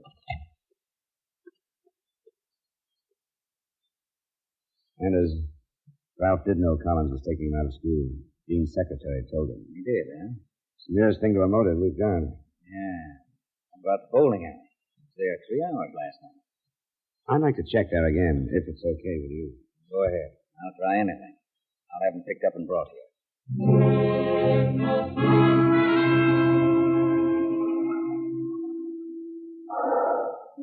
Sure. I bet pins for him. He bowls the alley 3 times every week. Wasn't anything different about last night? No. Just knocked the pins down. He set him up, same as any other night. And he bowled from 7:15 till 10:15 last night, huh? Well, I'm not sure of the times. The book would show that. Well, that's what the book says. Well, then, did you say 7:15 till 10:15? That's right. Well, I quit before 10 last night. You're sure about that? Sure, I'm sure. I was home by 10, a couple miles from here. And I'll tell you something else. No one bowls on my alley from about 7:45 to 8:15. That's when I eat my dinner. My alley's closed then. The time's fit. Ralph could have made it up to his uncle's and back while the pin girl was eating the dinner. But if he'd driven up the canyon, Pinkard would have heard him. Maybe he hadn't driven up. There's that to consider. Lieutenant Anders was considering a lot of things when I got back. Oh, come in, Dollar. Ralph here was beginning to open up a little. He doesn't deny he knew Collins was taking him out of school. Why should I deny it? It didn't mean anything to me going to school. Uncle Maynard's idea in the first place. I'd have to have a better reason than that to kill him. Did you have a better reason, Ralph? Suppose I was bowling last night. You weren't bowling from 7:45 till 8:15 when your uncle was killed. Sure of that, Dollar? The pin girl was having a dinner then, always does, she said. How about that, Ralph? So maybe I wasn't bowling so long. What'd you do in that half hour? I don't know. Nothing important. Did you leave the bowling alley, Ralph? I don't know. Here, Lieutenant, the last set of prints checked. Thanks, Sergeant. Thanks very much. These are your prints, Ralph. Murder weapon. It didn't have anything to do with school. I left the bowling alley. I couldn't stand just walking around knowing what I knew. Then you got a hold of me. Got out of the car, grabbed for something heavy and went up there. Walked up. Did you walk past Mr. Pinkett's? No, not the road. I climbed the canyon. Pinkett always knows what comes and goes. I got up to the back door of the house. The Maynard was there on the back porch. She was quiet. Never made a sound. I went down the ways. I heard a car out front. I ran and went back to the canyon, maybe, the road, maybe. I soon I was back there. But you went back again, didn't you? Yeah. I thought about him. How they'd find him. Maybe even Aunt Delia and Mom. Yes, and I went back. I remember the car out front. Just a minute. Why'd you do it, Ron? It was just him. He was being such a generous guy, always paying the bills. Everybody ramming down my throat all the time. I knew he wasn't so great. I knew about him and women for a long time. Sorry for Aunt Delia, that was wrong. Until I found out he was Father and Mom. I had to kill him.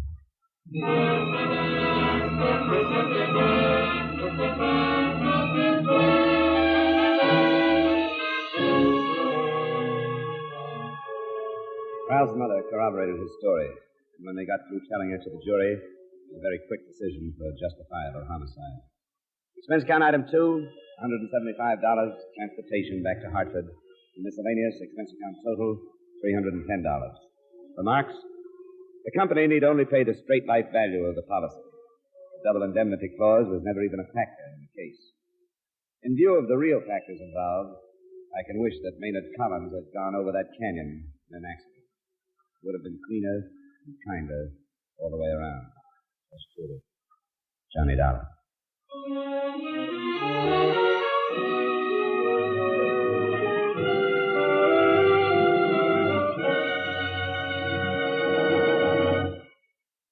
Yours truly, Johnny Dollar, stars Edmund O'Brien in the title role and is written by Kathleen Height with music by Wilbur Hatch. Edmund O'Brien can now be seen starring in the Paramount Pictures Technicolor production Silver City. Featured in tonight's cast were Ed Begley, Gil Stratton Jr., Jeanette Nolan, Virginia Gregg, Howard McNear, and Hy Everback. Yours truly, Johnny Dollar, is transcribed in Hollywood by Jaime Del Valle.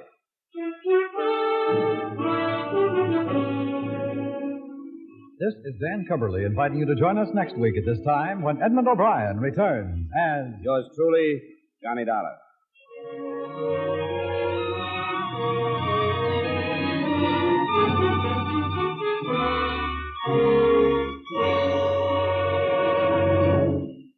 This is Edmund O'Brien again. I'd like to speak to you for a moment about one of the most important duties of American citizens. Today, every American has an opportunity to share in our common defense effort. And right now, this opportunity has become a duty for all of us. The armed forces of the United States need blood, our blood. The Korean campaign has gravely depleted the supply on hand, and this must be replenished if we are to afford our servicemen the protection they are giving us. No matter what your age, sex, or station in life, you can contribute to American defense by donating a pint of your blood to the men of your Army, Navy, Air Force, or Marines. Call your local blood donor center or Red Cross chapter today for an appointment. Remember, your donation of blood may save the life of a wounded serviceman. Give your blood today to save a life tomorrow.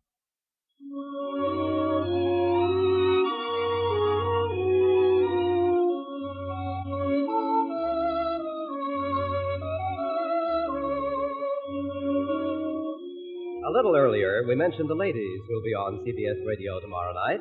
Now, here are the men. My friend Irma shares her lazy boyfriend Al with one and all. If you like 'em older, there's Professor Kropotkin. For a date that's shy, try Mr. Boynton, the object of Eve Arden's affections, as our Miss Brooks. Enjoy the fun with these men on most of these same CBS radio stations tomorrow night.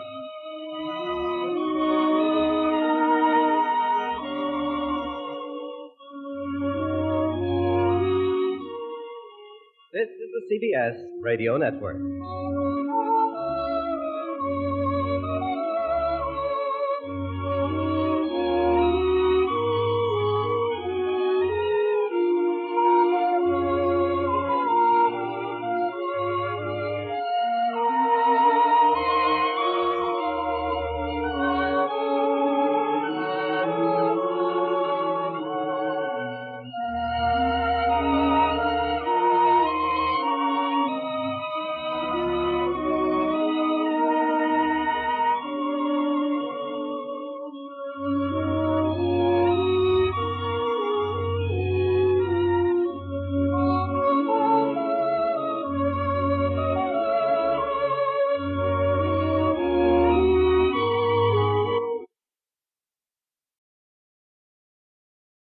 From Hollywood, it's time now for Edmund O'Brien as...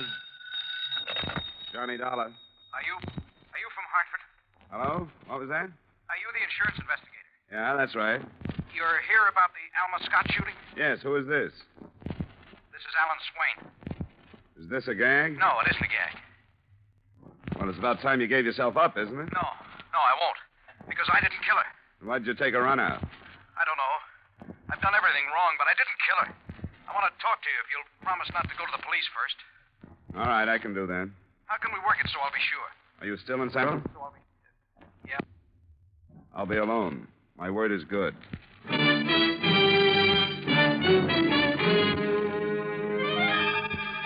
Edmund O'Brien in a transcribed adventure of the man with the action-packed expense account. America's fabulous freelance insurance investigator. Yours truly, Johnny Dollar.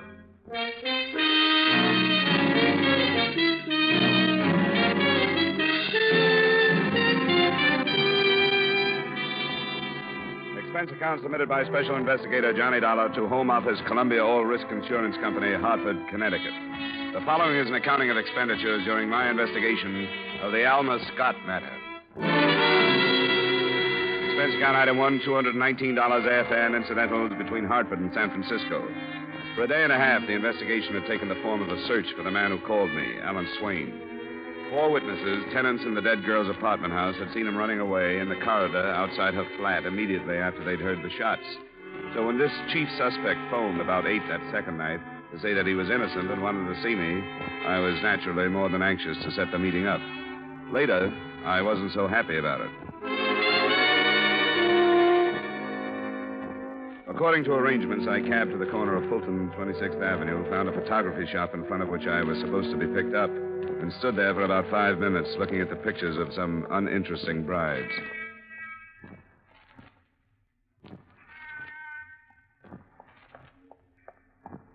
Hello, mister. Hi. Did you marry one of those? No, thanks. I'm supposed to meet somebody here. You live in the neighborhood? No, I'm from Hartford, Connecticut. And I guess we were fated to meet. What about the guy that called me?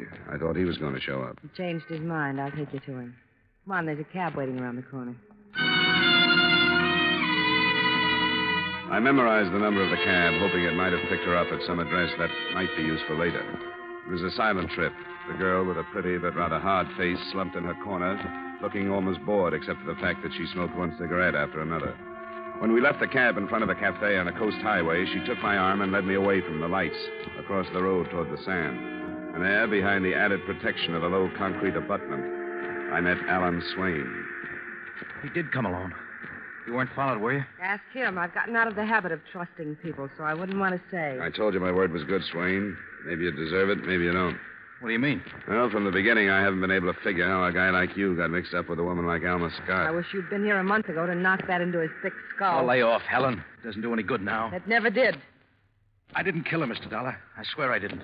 And why have you done everything a guilty man would do? You were seen running away from the scene and getting into your car. You abandoned that. A cab driver remembers picking you up a block away from where it was found and bringing you back to Market Street. Everything you did has been done by scared killers before. I know I did everything wrong, but I didn't kill her. I wasn't even in her apartment. To match all the testimony that says you did kill her, can you put your hands on any that says you didn't? No. When I was in the hall, when I heard the shots, well, if I'd gone on in instead of losing my nerve and running, I could have cleared myself, but I didn't. All I thought of was my own hide. Then when it was too late, I realized the police would never believe anything I said. What makes you think I will? I don't know. I'm just asking you to give me a chance. A chance to do what? I want to tell you what led up to that night. It doesn't make any difference how I met her or anything. I knew she was no angel, but I never thought she was all bad. And I still don't. That's what 2 years of college does for you. Oh, lay off, Helen. 4 years, you'd be 100% blind. What's your story about that night? Alma and I were going to leave town.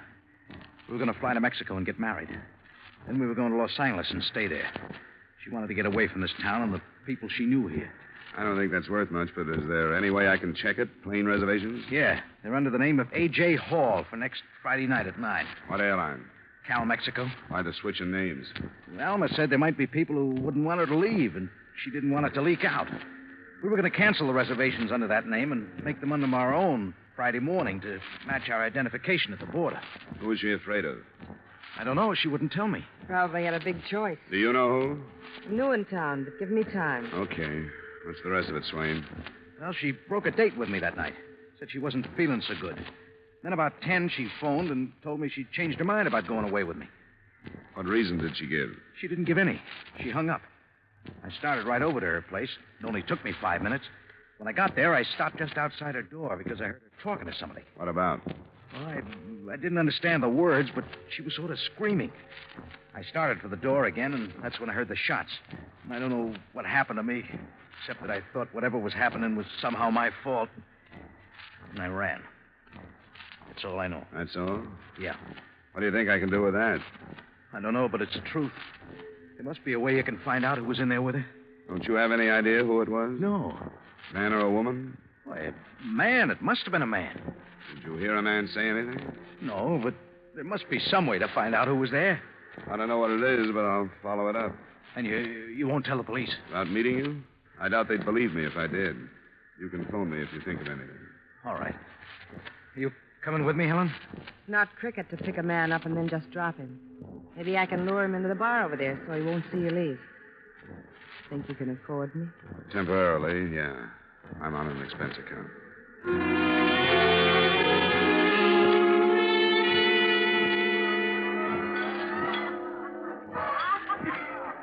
Hello. The bar, or do you want a booth? Booth, please. This one over here okay? Yeah, sure, it's fine. I'll take your order. An old-fashioned, I guess. Ryan soda. Okay. Rye old and a high with soda. It's not generally known that Swain has a sister, is it? Do you think he has? You're too young to be his mother. Thanks. I can't quite see you in that woman scorned part. I've been there. Can I have a light? Oh, sorry. Tell me something. Why do you think a woman might have killed her? I didn't say that, did I?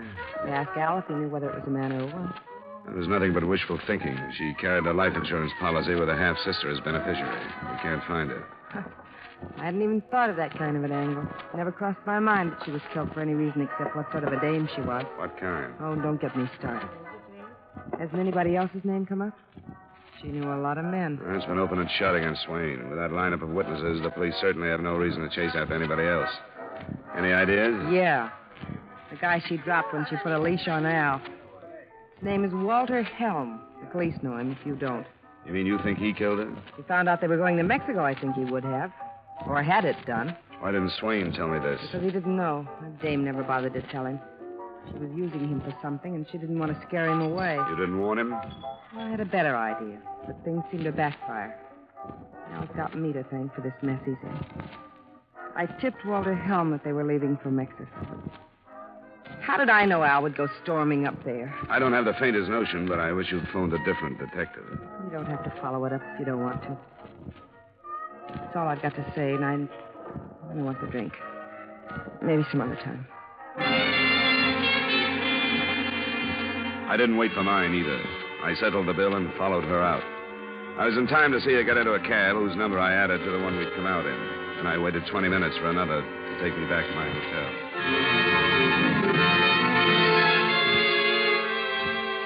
I had no idea of sharing with the police or tossing at Walter Helm the vague hearsay evidence that had been given me. It seemed to me the logical place to go was back to the tenants in Alma Scott's apartment building.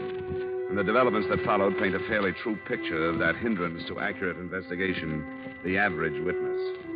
I won't bother quoting all four at the address, but Mrs. Swinehart will serve as a composite. Why, yes, Mr. Dollar. I'm glad that I can be of service. I'll do anything I can. Thank you, Mrs. Swinehart. I just come from talking with Mr. Robertson down the hall. Oh, yes. Didn't you say that he was already in the corridor the other night when you got there? Yes, he was. Uh-huh. Well, he seems to think now that you were there before he was. Oh, but that's not so. I remember distinctly.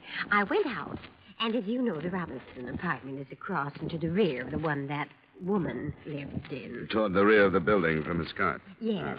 Well, why, when I went out, the first person I saw was Mr. Robertson, standing there. Then I heard the sound of running up toward the front and saw this man. He was running toward the street entrance? Yes, he was. So you looked very briefly toward the rear. And saw Mr. Robertson. And then turned toward the sound? Yes. Uh-huh.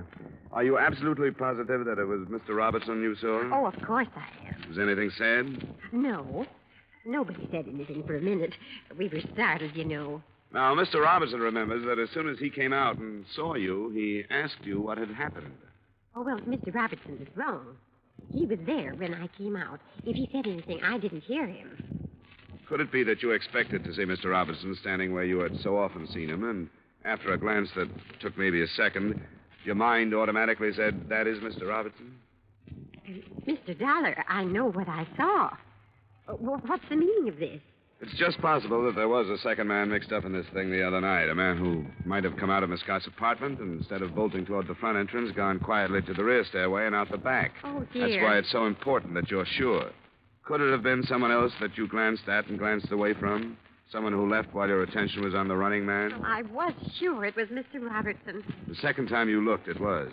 We're all sure of that. For that first glance. I was so sure. It might be that Swain, who looked so guilty, might not be. It could be the difference between life and death to him. Oh, now you have confused me. I was so sure. But I shouldn't like to call Mr. Robertson a liar if he truly believes that I was in the corridor when he came out. After all, it all was so sudden and shocking. I suppose anybody's mind could play tricks, as you say. Will you come and talk to Mr. Robertson with me? Oh, dear. Yes, I will. But I'd so hoped we'd heard the end of this dreadful thing. In less than an hour, 4 positive witnesses had broken down in the face of doubt. None of them could swear that there had been a second stranger in the hallway. But neither could they swear that there hadn't been.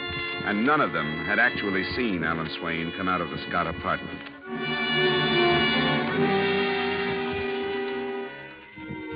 I didn't look forward to telling the police what was happening to their open and shut case without at least something constructive to offer. At 3 that afternoon, I still didn't have it, but I got it when I stopped by my hotel to check the phone calls. The clerk told me that a Mr. Walter Helm was waiting for me in the bar, first table to the left.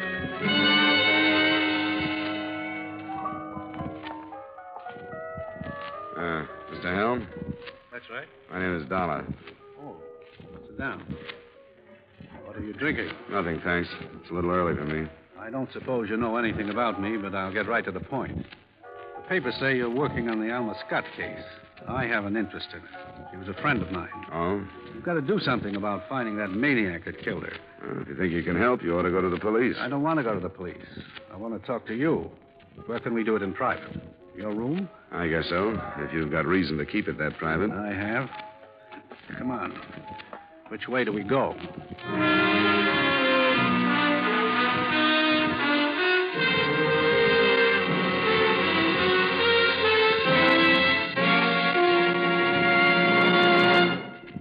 We will return to yours truly, Johnny Dollar, in just a moment.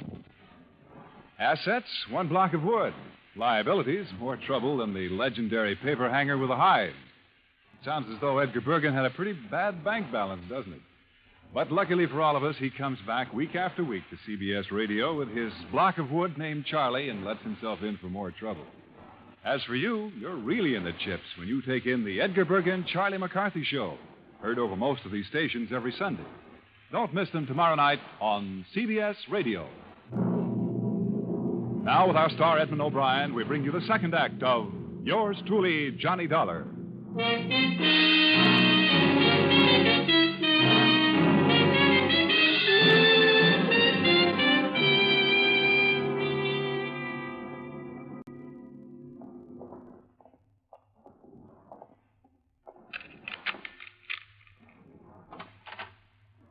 Go ahead. After you. Thanks. What's the matter, Dollar? I don't get you. Yes, you do. You're acting funny, like you've got certain ideas about me. Your name came up in a conversation last night. What about? The killing you've got an interest in. What else? Who is this conversation with? You don't expect me to tell you. We won't get any place this way.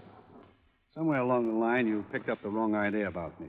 Let's get it straightened out. I just spent an hour looking you up in a newspaper morgue. That's hardly the way to build towards a fast and strong friendship. That's business. It's got nothing to do with you and me. I came here to talk about Alma. Well, let's get it over with then. I'll level with you. I've been waiting for a call from the police, and it hasn't come. I know they'll pin something on me if they can. They've been trying for years. That's why I want to do something about seeing that Swain maniac picked up. So it can be pinned on him? That's where it belongs. I don't care what you think about me. You can't go along with them letting a crazy killer go free because they want to put me away, can you? I didn't know that's what they were doing. They will if they get the chance. What did they do with that check? Burn it up? What are you talking about? What check? A cashier's check for $15,000. I gave it to Alma. I knew her well enough to know I didn't have to kill her to keep her from going to Mexico with that scum. She got tired of me before, but not so tired a small gift wouldn't bring her back. I knew I was a sucker, but if that was the only way I could keep her, it was all right with me. Oh, that doesn't set so well. That's the way it was. Maybe this time money wouldn't keep her. You're wrong. She changed her mind. She wasn't going. One thing interests me. How did you know she was going to Mexico? How'd you find out? Swain's sister phoned me, half crazy about his life being ruined. She said if I didn't do something to stop it, she would. What day was that? The day Alma was killed. I went over that afternoon with a check and had a talk with her. That's when she changed her mind. I've been on this thing pretty much from the beginning, and there wasn't a check. And they got rid of it. They're trying to pin this thing on me. There's a record kept of cashier's checks. If you bought one, you can prove it by going to the bank. Not if you're Walter Helm, you can't. They'll say I bribed somebody and probably pay a few bucks themselves to prove that. That's one of the things I want you to do. Go to the bank so you'll believe me about that check. I'll pay you. Your own price. Aren't you afraid they'd make that out of Brian? They would if they could. But this is legit. You've got a private license. You're for hire, aren't you? Not by a suspect, after I've been given access to state's evidence. What kind of evidence? I could really make this worth your while. Just between you and me. I feel sorry for you, Helm. You're a big wheel. But when you can't count on your money getting you something or getting you out of something, you're lost. Because nobody will take you, anything you say, or anything you do at face value. Maybe you're right. I'm not complaining, but maybe this is the deal that sets you right. The papers say she was killed by a .32. It hasn't been found yet. Oh, a town like this, it's probably at the bottom of the bay or in the ocean, don't you think? That's a shame. A .32 is all they need to really pin it on me. How come? I gave it to her. It's registered to me. How do you know that was the gun that killed her? She kept it in a drawer in the living room. And you didn't find one in the apartment anyplace, did you? If that's true, you wouldn't hurt yourself by telling the police. You tell them, not me. I thought I could talk business with you, Doc. You say you're not for hire. So this is what I'm going to do. I'm going to post a reward. $20,000. That might be a smart move. It'll be legit. Read about it in tonight's papers.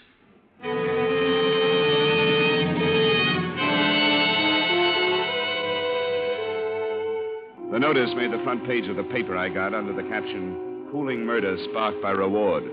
And strangely enough, it sounded sincere, not slanted toward Swain as I'd halfway expected, but offering $20,000 for any information leading to the arrest and conviction of the person or persons who murdered Miss Alma Scott. I didn't know how the police fared, but as far as I was concerned, reaction set in almost immediately.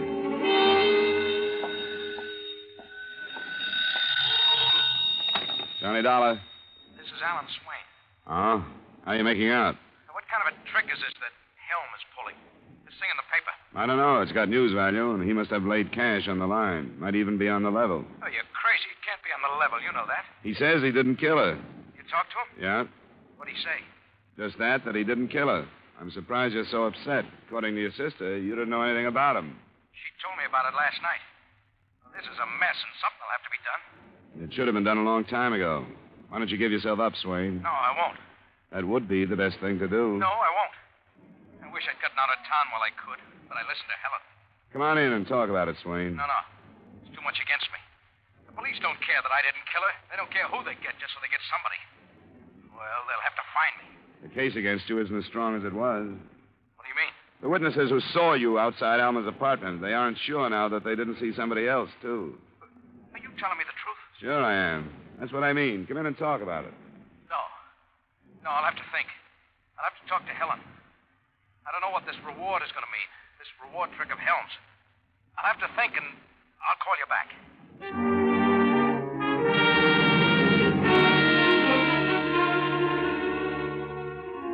phone rang again about an hour and a half later. I thought it was Swain, but it wasn't. It was Lieutenant Halloran at police headquarters. He had a confession to Alma Scott's murder that he wanted to talk to me about. It was made, he said, by a woman who claimed she was Alan Swain's sister. This dame says she knows you, that she met you last night. I guess she did. She says you met Swain and her at the beach. This guy phoned me, Lieutenant. It could have been a crank. It could have been anything. I met them, and nothing they said would have done you any good, so I didn't bother with it. Bother me with it? With what we haven't had, did you think I'd mind picking up a suspect? You know my racket. Sometimes I have to give my word. If I get out of the habit of keeping it, I'm going to miss a lot of bets. Sometimes I wish I was still a private cop and could get away with that stuff again. You are one? Yeah, Seattle until 49. Then you understand. I'm not supposed to. I tell you, what they gave me just broke down the case you were building. Now it looks like there's nothing to it. What'd she say? Last night, did she question you as to why you thought a woman might have killed Alma Scott? Yeah. A beneficiary, the only possible insurance angle in the case, by the way. She said that when you mentioned that, she figured you had something on her. When the reward was posted, she decided to give herself up. You sound like you don't quite believe her, Lieutenant. Well, I'll be honest. I don't know. You think she's protecting her brother? I said I don't know. You want to talk to her? If it'll help. I'll send you.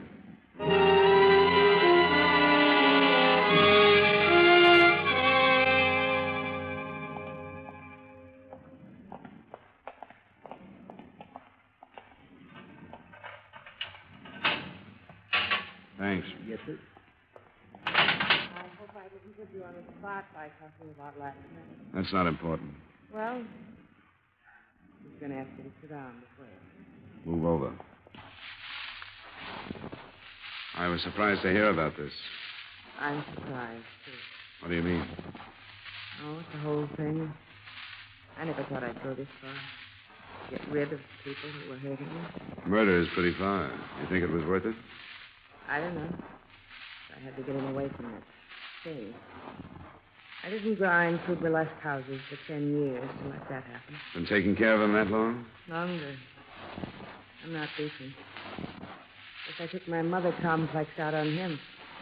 Sent him to school. Even 2 years of college. I guess it was wrong. I guess I spoiled him more than Mom would have. After going that far, I couldn't stop when that eagle got her claws into him.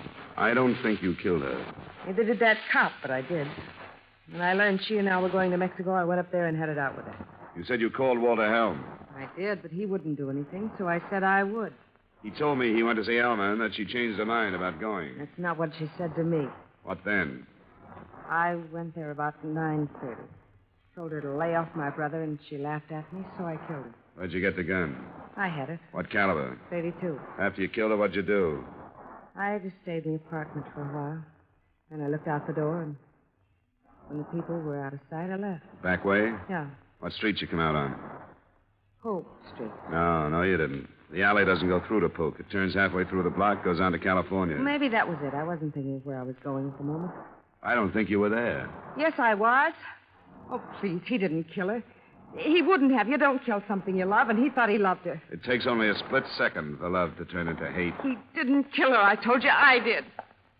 $1. Yeah? There's been a shooting out at Walter Helm. No. Oh, no. I thought you'd want to know. Oh.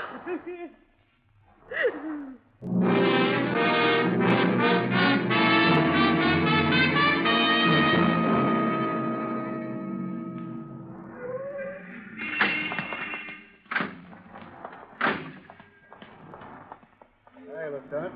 Sergeant, things under control? I think so, sir. He shot his way in. Butler was hit. Helen was waiting for him. They managed to shoot each other. How are they? Both still alive, sir. We'll go in. This man's an insurance investigator. He's all right. Yes, sir. Thanks, Sergeant.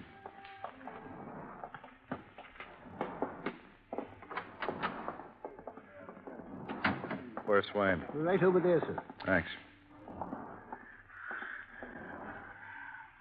Swain. Swain? Swain? Remember me? Yeah. Did I kill him? We don't know yet. I hope I did. He took her away from me. He took her away from me. How, Swain? He said he gave her a check and she changed her mind about going with you. He took her away from... We better leave him alone. He's in pretty bad shape. A lung shot, I think. Helm is over there. Hello, Helm. Never thought this would happen over some dame, did you, Copper?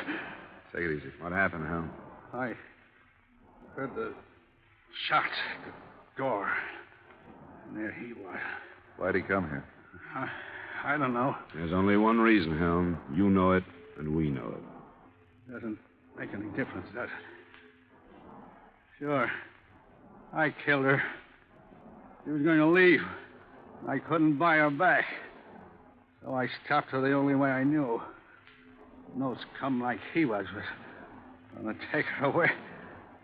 Nobody was going to take her away.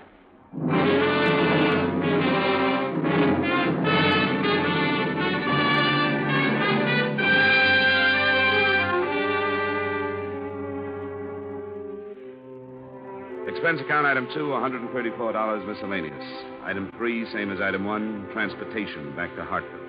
Expense account total, $572. Remarks? I was wrong from the beginning. I'm not making excuses for it, but I wasn't as far wrong as the sister. If her forced confession had ended it, she wouldn't have taken the rap for her brother, who she thought was guilty, but for Walter Helm, who she was afraid was innocent. It only proves again that you have to watch the words that go above your signature. Yours truly, Johnny Dollar.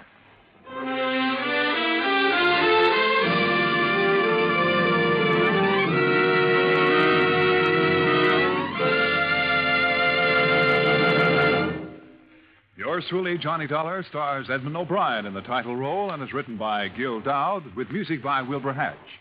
Edmund O'Brien can now be seen starring in the Paramount Pictures Technicolor production, Silver City. Featured in tonight's cast were Jack Moyles, Virginia Gregg, Jeanette Nolan, Herb Butterfield, Hy Everback, and Harry Long. Yours truly, Johnny Dollar, is transcribed in Hollywood by Jaime Del Valle.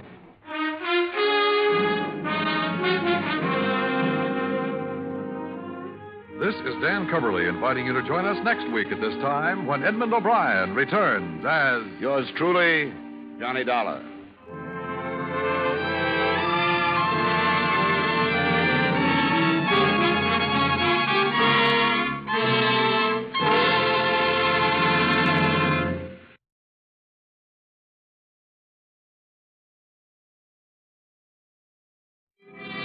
Expense account to Homicide Bureau, Department of Police, City of Hartford, Connecticut. I in no way expect the Bureau to honor this statement, but since it's my regular form of report, I will use it for convenience. The following is an accounting of expenditures during my investigation of the Glen English matter. My interest in the case has been a purely personal one. I have no fault to find with official procedure after his death or after the 2-year-old murder that was at the bottom of the whole thing. I'd known Glen since about 1947, the girl he married longer than that. In 49, after studying under the GI Bill, he turned in his private operator's license and opened his own law office. Since then, I've called on him when I needed something, and he's called on me. So it wasn't unusual that he phoned me at about 10:30 the night before I read of his death.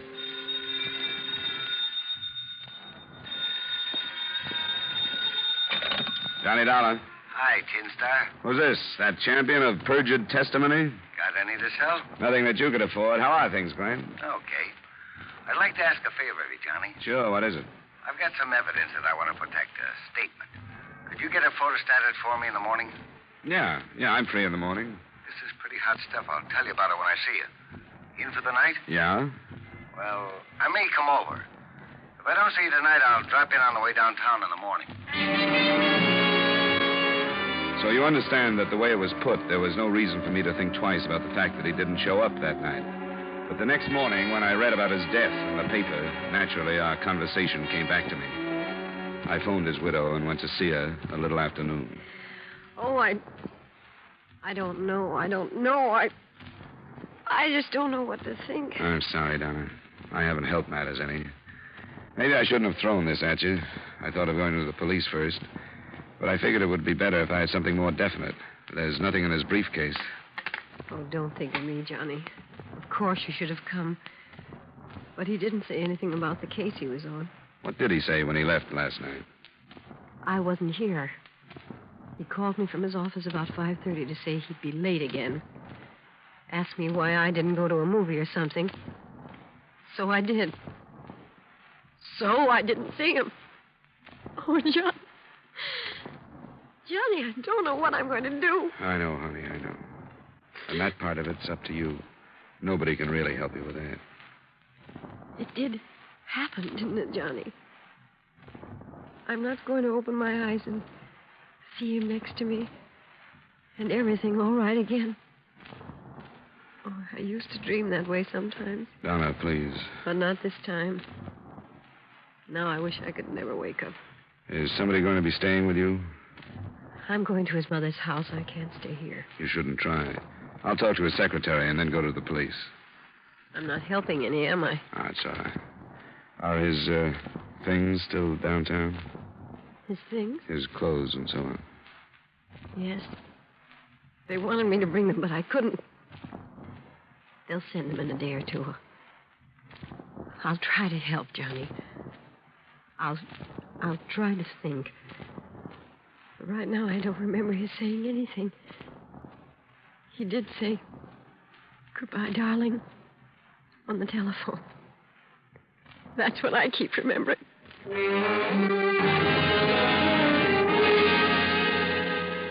I hadn't been with him very long, Mr. Dollar. Not long enough to know as much about his business as much as some secretaries know about their employers. You know what I mean. Yeah. When I left the office at 5 last night, he said he had some work to do and would lock up.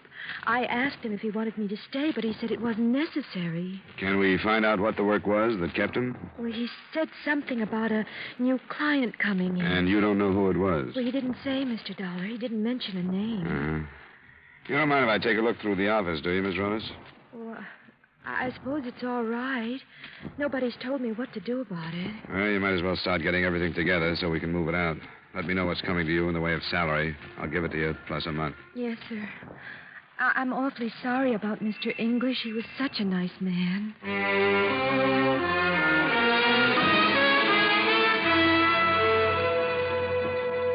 I didn't really expect to find anything of value in his files, and I was right. Most of his cases were unimportant civil suits. The only thing that even hinted at possible planned murder was our phone conversation. I realized how vague it was, but I decided to come to the police anyway. I was received by your Lieutenant Frank Dolger, who sent for the reports on the case and led me to his office. Yes, sit down. Thanks.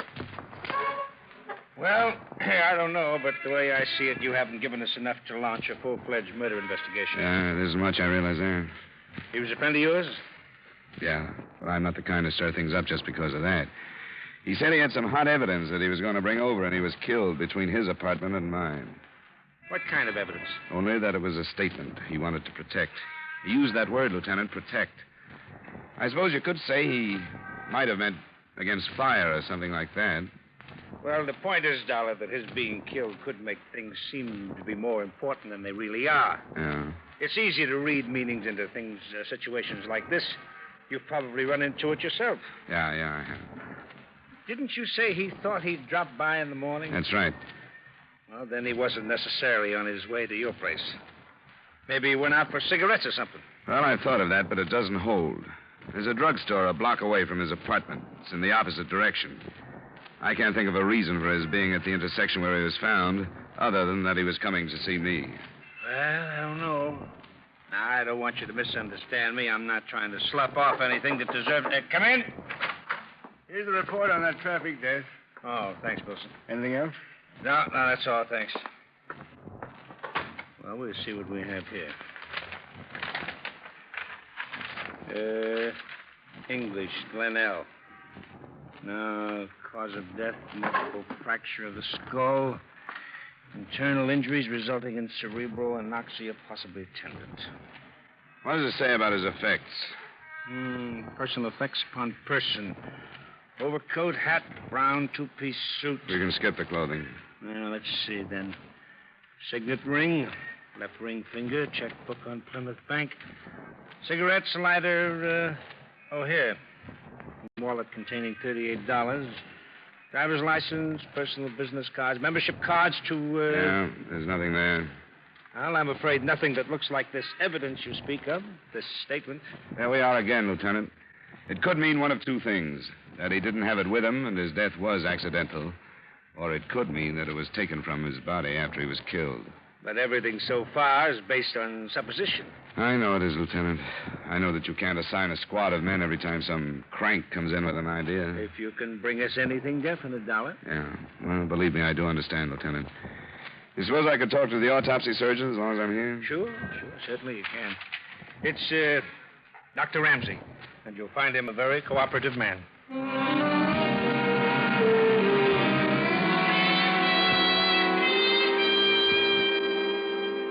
Proof that the victim was not killed willfully? It appears he was struck and thrown against a parked car, his head striking the bumper. But the automobile, as lethal as it is, would hardly be a foolproof weapon to be used in willful murder, would it? No, I guess not.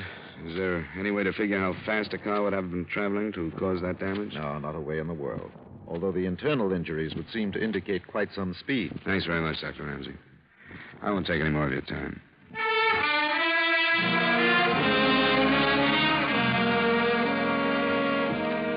I want to repeat, I have no fault to find with the department. I got nothing but cooperation. The photographic lab showed me the pictures of the scene. The investigating officers gave me their reports. But since everybody's conclusions had already been drawn, I saw or heard nothing that didn't support the theory of hit and run. Everyone agreed it couldn't have been anything else.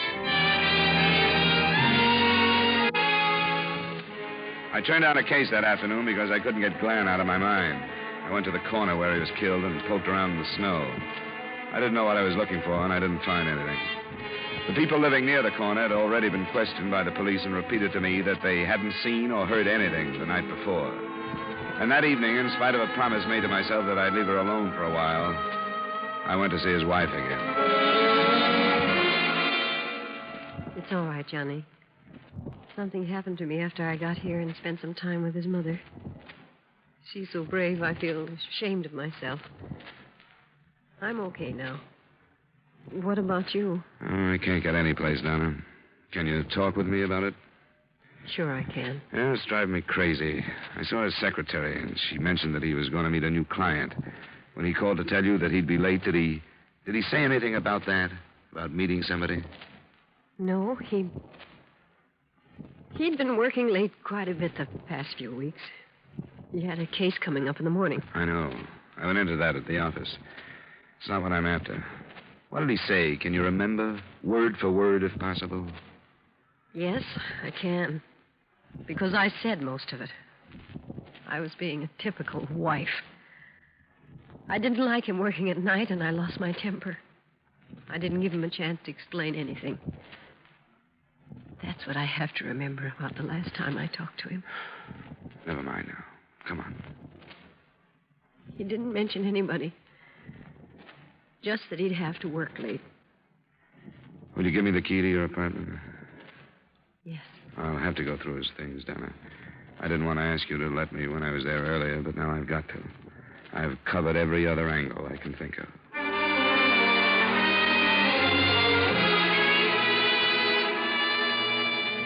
I don't know why I felt almost ashamed about going through Glen's things, except that a close friend shares with you everything he wants you to know about him. And learning new things because he's dead doesn't seem right. I started with his briefcase again, reading everything in it. I moved to the desk in their living room, and from there into the bedroom. In an hour and a half, I was still looking. Then the phone rang.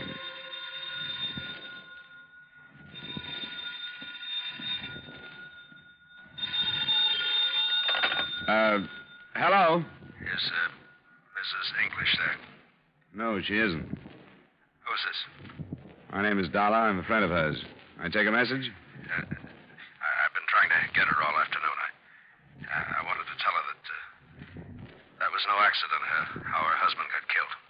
What's that? He was murdered on account of something I told him. Who is this? I'm not saying. Not now, anyway. You're the client who was with Glen last night? Yeah, that's right. We wrote up a paper. He told me about it. Listen to me. You've got the information I've been looking for. I've got to see you. You go see Warren Kelly. He's the one that had him killed. Warren Kelly? Who is he? Why would he have Glen killed? Are you a lawyer, too? No, I'm a private detective. Glen was one of my closest friends. I've tried to tell the police that it was probably murder, but I can't get any place with him because I haven't had anything definite.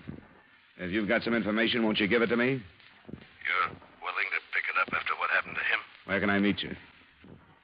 All right. If you're game, I am. I sure got nothing to lose.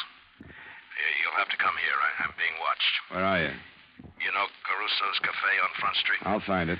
Ask the bartender for Bruno. But you're sticking your neck out. You're liable to end up where your pal is. Just don't change your mind, Bruno. I'll get there as fast as I can.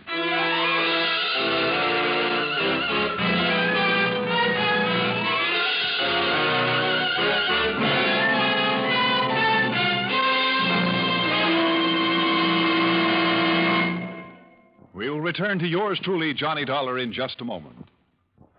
Learn how American communities have solved major problems on a local level. Hear true stories of democracy at work on The People Act, a new CBS radio series having its premiere performance tomorrow night on most of these same CBS radio stations. Now, with our star, Edmund O'Brien, we bring you the second act of yours truly, Johnny Dollar.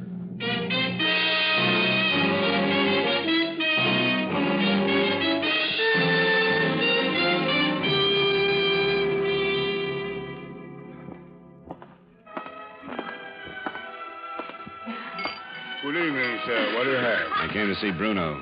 Said you could tell me how to find him. What's your name? Dollar. Listen, you buy one drink and look like a customer. Okay. Bourbon and soda, then. Right away. This all right? Yeah, that's good. What's the matter with him, anyway? You gonna get killed? I don't know much about it yet. Well, he's my friend since we was kids, so I help him. But I don't like it. I don't like trouble. There. You drink that, then you go back where you see the restroom signs. Yeah. Then you see one more door. And through that, you find the stairs. He's up there in the storeroom. The office is at the end. Okay, thanks. What do I owe you? 60. Okay. Keep it, and thanks again.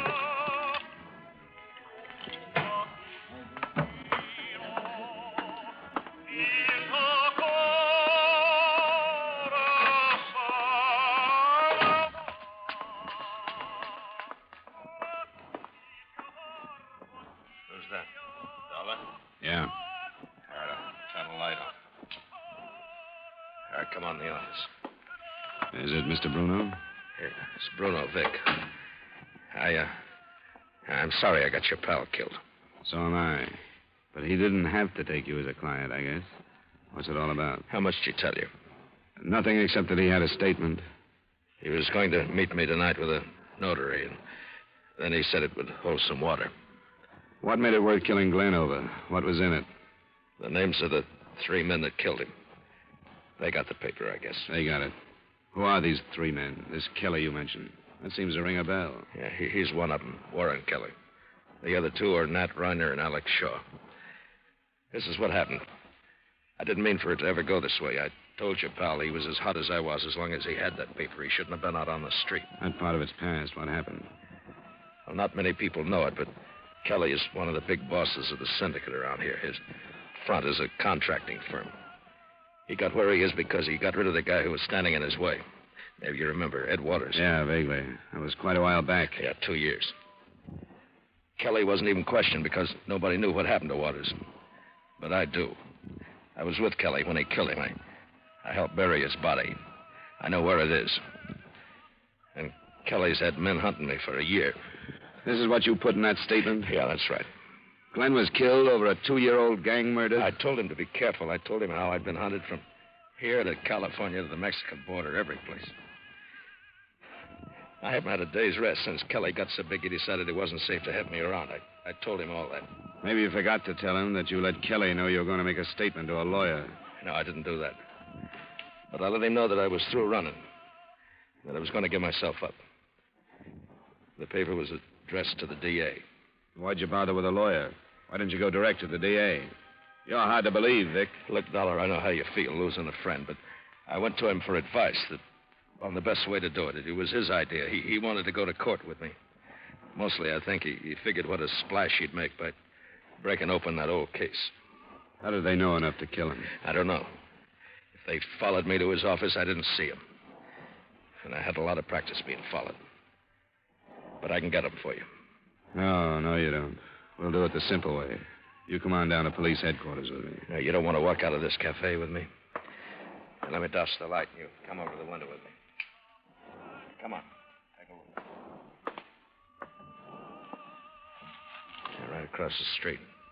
They're standing together near the bakery. Yeah. One on the left's Nat Reiner, the other's Alex Shaw. They're waiting for me. You're going to have a tough time proving anything about your pal, aren't you? Taking you in will put the police on it anyway. Look at those creeps waiting for me. It's been like this for a year. Every place. 2 or 3 creeps waiting for me. But no more. I'm through running. I guess you asked for it. Yeah, I guess so. But I could count one good thing if I could lay those 2 and Kelly away. Where's the telephone? It's at the bottom of the stairs into the back. Stay here. I'm going to call the police. See if they won't come down here. Sure.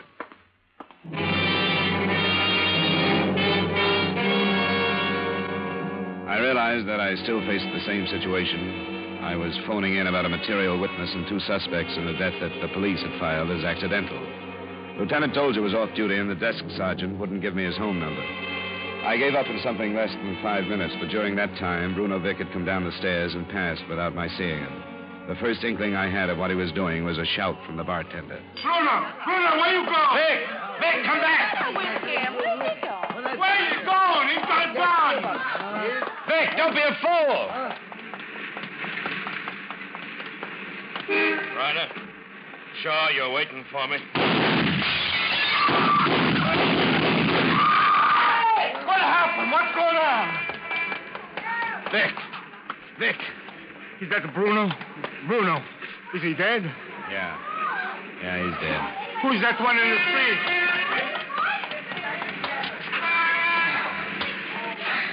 Which one are you? You're Reiner, aren't you? Leave me alone. Can't move legs. Don't try it. The ambulance will be here in a little while.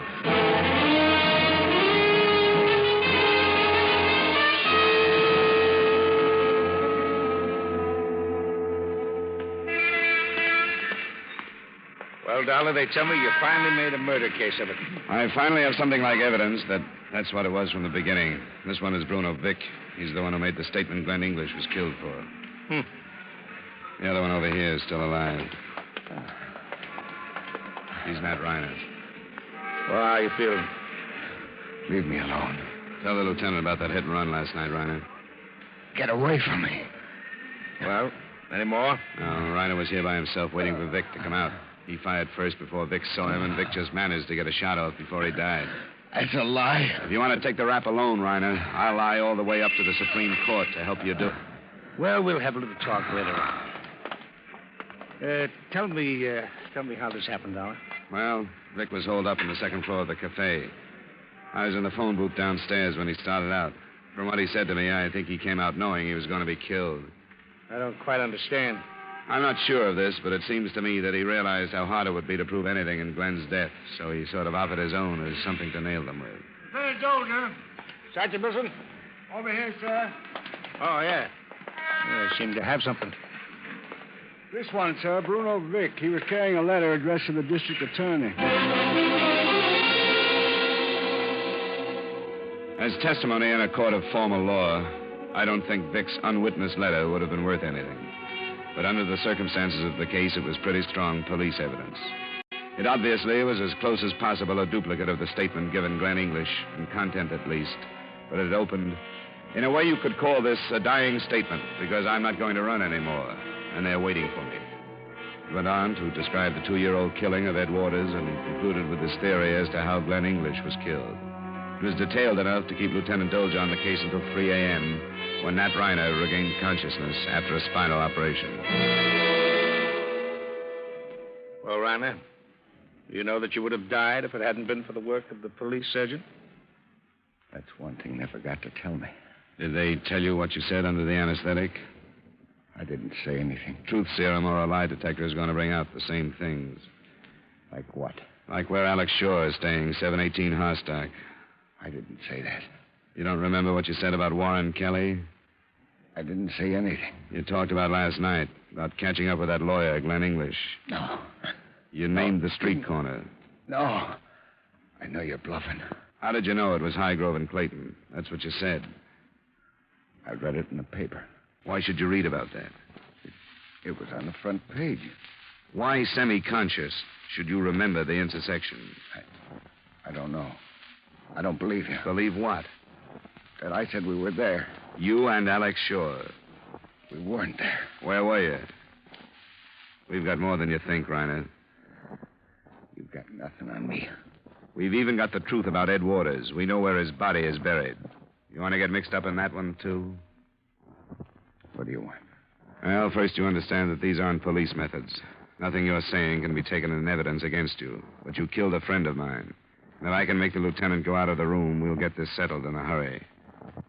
What do you want? First, I want to hear about that hit and run last night. I didn't have any part in it. You were there. All right. I was there. I'm the one who followed Victor to that lawyer's office. His name was English. I followed him home, and we waited for him. When he came out, we followed him in the car, and at the corner, we pulled in front of him when he stepped off the curb, and then Shaw got out. Kelly wasn't there? No, he wasn't there. But he ordered it done. Yeah. He said we had to do it. What did he say you had to do? We made it look like a hit and run. He had Vic's paper in his pocket. Shaw took that, and then we made it look like a hit and run. Shaw slugged him first, and then we used the car. Enough, Lieutenant? Yeah, I think so. He'd better get some rest.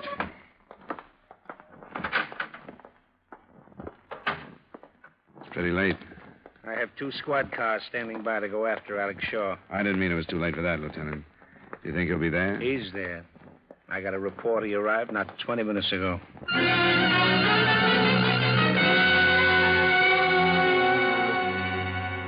718 Harstock, as the department knows, is a building that should be burned out of Hartford.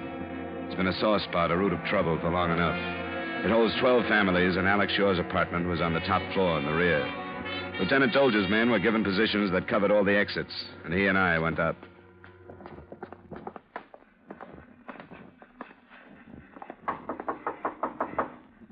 Yeah? Who is it? Police, Shaw. Let us in. What do you want? You were identified as being in that shooting scrape in front of the Caruso Cafe. Come on, let us in.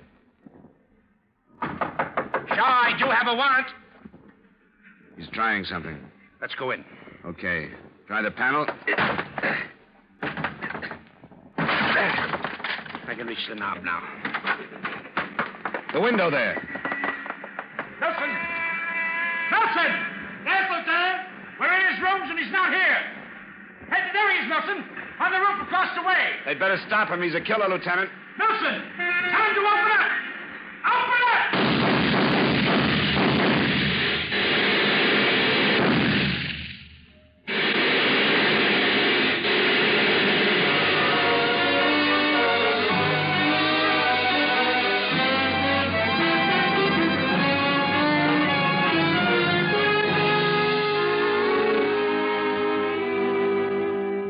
I won't bother with any final entry or any expense account total, since this statement will only be read by the police. But I will include remarks. They tell me that almost every day murders are being passed off as natural or accidental deaths, only because people don't look at the circumstances closely enough. I'm proving nothing. If I'd been a better friend, I'd have walked halfway and met Glen English before he was killed. Yours truly, Johnny Dollar.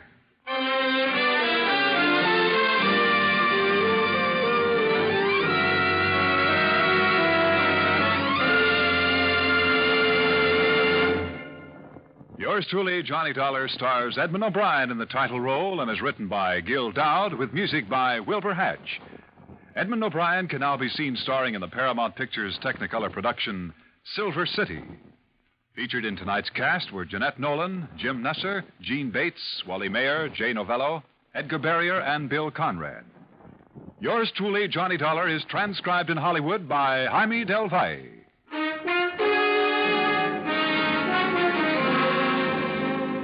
This is Dan Cubberly inviting you to join us next week at this time when Edmund O'Brien returns as... Yours truly, Johnny Dollar.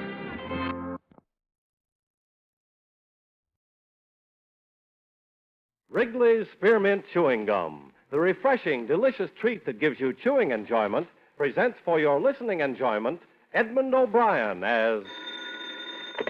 Johnny Dollar. George Parker, Johnny, Corinthian Ulrich. Sure, George. How are you? In need of an investigator. Can you take a case for us? I've been sitting here waiting for one. You've got it.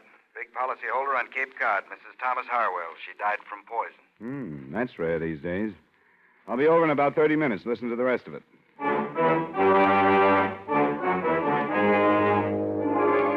The makers of Wrigley's Spearmint Chewing Gum bring you Edmund O'Brien in a transcribed adventure of the man with the action-packed expense account, America's fabulous freelance insurance investigator. Yours truly, Johnny Dollar.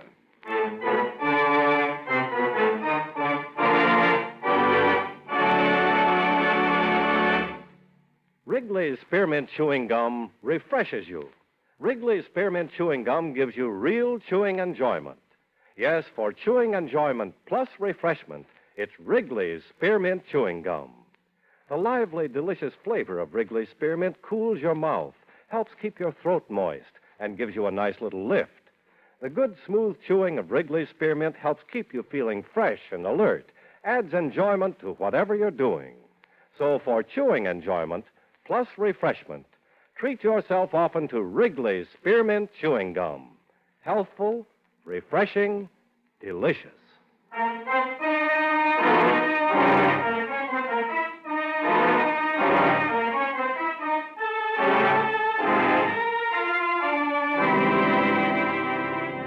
Expense account submitted by Special Investigator Johnny Dollar to Home Office, Corinthian All Risk Insurance Company, Hartford, Connecticut. The following is an accounting of expenditures during my investigation of the Amelia Harwell matter. Expense account item 1, $250, cab fare from my apartment to the Corinthian building and the office of George Parker.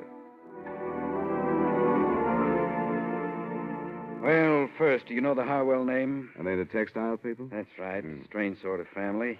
Fortune was built by the deceased father. She was his only child. He naturally had wanted a son to carry on the name and the business. So he trained her, Amelia. She took the man's place all her life. How old was she? Something over 70.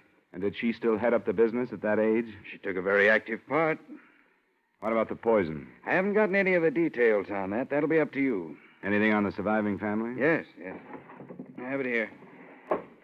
A husband, Thomas, a daughter, Maxine, and a son, Dexter. Here, you keep it. Got the ages and all. Thanks. From what I can gather, she was an extremely domineering woman. Ran her household like a factory. There must have been very little warmth toward her.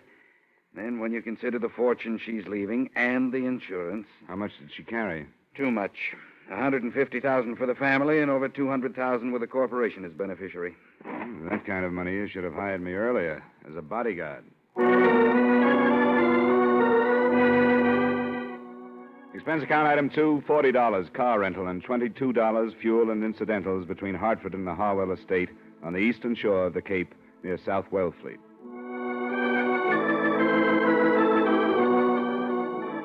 The mansion was as solid as the family's Dun and Bradstreet rating. Heavy brick construction with turrets, shuttered windows, and massive double doors that opened into a coldly formal entry hall. The widower, Thomas, as might have been expected, was the rabbit type.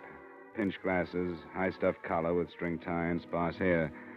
I was announced to him in the library where, from the wall, a life-size portrait of Mrs. Harwell seemed to be keeping an eye on the proceedings. Well, how do you do, Mr. Dollar? It's nice of you to see me, Mr. Harwell. That will be all, Bryden. Yes, sir.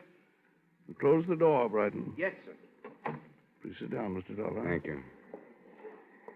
Well, these things are always hard to start, Mr. Harwell. I'm accustomed to bluntness, Mr. Dollar. Besides, I've talked about Mrs. Harwell for almost 50 years. I see no reason to hesitate now, because she's dead.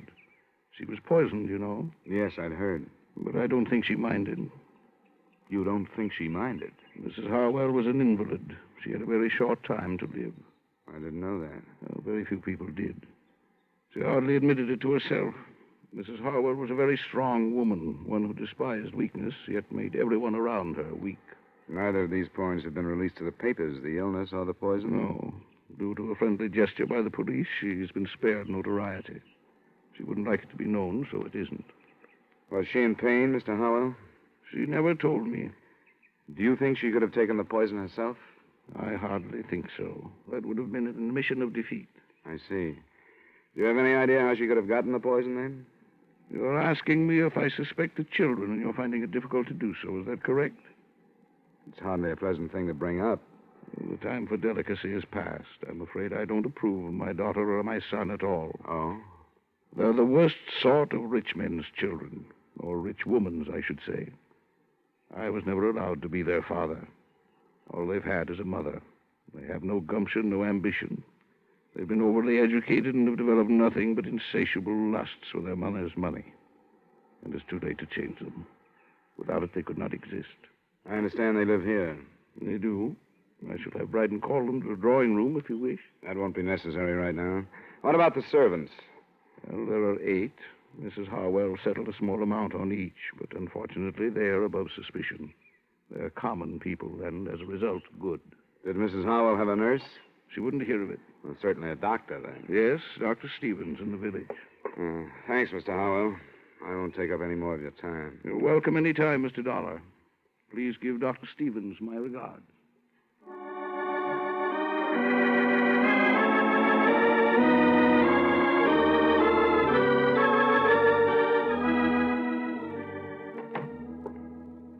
Well, Mr. Dollar, the Harwell case passes from my hands into yours. I wish you more success than I've had. Thanks, Doctor. Amelia was not only a hopeless cancer victim, but she was a stubborn old fool. I could have saved her life with surgery 3 years ago, but I made the mistake of advising her, and advice was something she could not accept. You've been friendly with them that long? I've tended them longer than that, but friendly is hardly the word. I brought each of their children into the world, but have yet to use the given names of any of them, in their presence, that is. Well, I'm glad to talk to somebody like you. I found talking with the old man a little rough. I'm used to survivors being sad about death or suspicious or something. I'm afraid that with Thomas, instead of a feeling of grief, it's something akin to passing from slavery into freedom. And the children, are they as worthless as he makes them out? I'd say so. Maxine, the oldest, is a bitter, frustrated old maid at 33. And Dexter, 32, is an alcoholic and has just entered into an unsuccessful marriage. Do you think either of them could have killed their mother? I'm in no position to accuse any of them, but there is the inheritance and your insurance. It's a fine household. How long would she have lived? It's hard to say. 2 months, possibly 3. Does the family know that? I've been honest with them. Then why kill for profit? I don't know. Could it have been a mercy killing? I've wondered. It doesn't sound like them to take a risk like that, but it's a possibility. What kind of poison was it? I don't know. I've been asked to attend the inquest this afternoon. If you'd like to call me at home this evening, I'd be glad to tell you what I've learned. Thanks, Doctor, I will.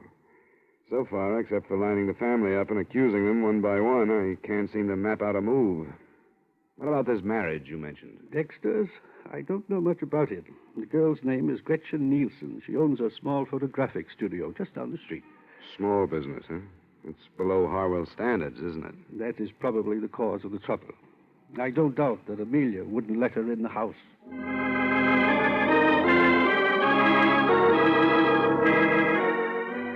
Through the plate glass window of her studio, Gretchen Nielsen looked like a girl anyone would enjoy having around the house. She lived up to her Nordic name, fine straight features, warm blue eyes, and a look of strength about her. I got her home address and knocked at the door of her small house 15 minutes after she arrived home that evening.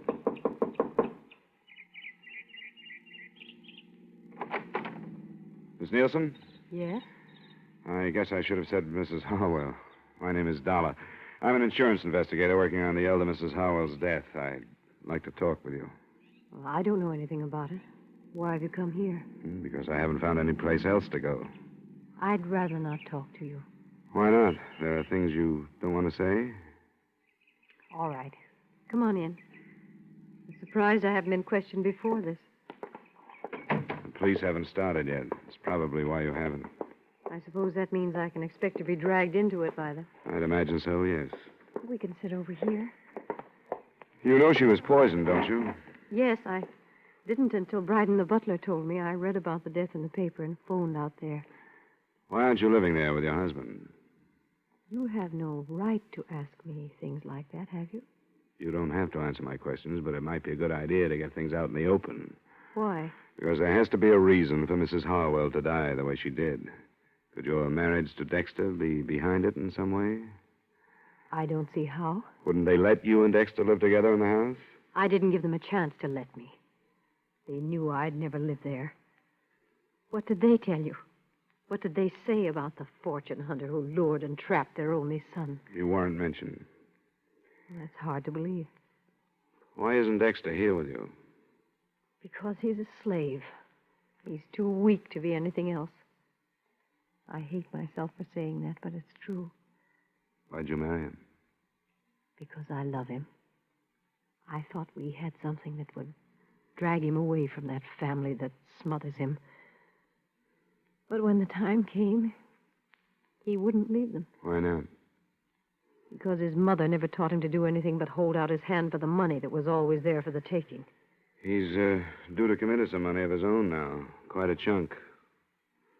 You led the conversation to this point, didn't you? Dexter would never kill for the money. There has to be a reason why she died. I think her husband did it. Why? To stop her suffering. I caught her off guard a few times. I know she was in pain. And I know she was frightened. Probably for the first time in her life. I think he knew that, too, and wanted to help. That could be. First, you sounded like you hated her. Now you don't. I feel sorry for her. Because she made so many mistakes.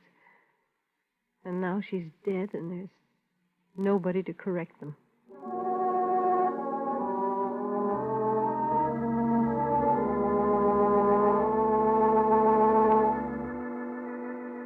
I didn't string out my meeting with Gretchen Harwell and May Nielsen. I left, went to my hotel, and at 7 phoned Dr. Stevens. His report on the inquest brought out, among other things that didn't seem important at the time, this point. The cause of death was a non-alkaloid poison, administered in suicide or by person or persons unknown. The poison was hardly the type to choose either for suicide or a mercy killing. With what I had, I went out back to the Harwell residence.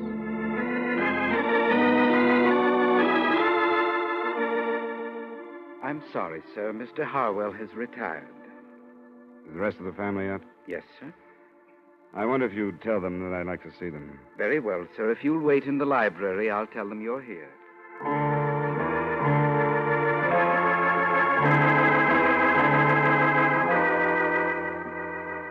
And this is my sister, Maxine. How do you do? How do you do? Now, what do you want? I understand both of you were here the night your mother died. Yes. Yes, that's right. I've just gotten the verdict of the inquest. The poison that killed her was not a pleasant one. Did any of you hear any sound shortly before your mother was discovered dead? I didn't, and I found her.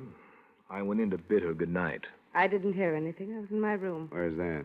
Just down the hall from Mother's. What's the meaning of this anyway? The point is that your mother would have cried out. The poison would have been... What's that? It's Father. He's in his room. Something's wrong. I'm going up to see. I went with him. We found Mr. Harwell in bed, clawing at his throat and staring at the ceiling. When I bent over him, he moved a hand towards a glass of water on the bedside table. I picked it up and smelled it. I'm no chemist, but I didn't need to be to know that he'd been poisoned.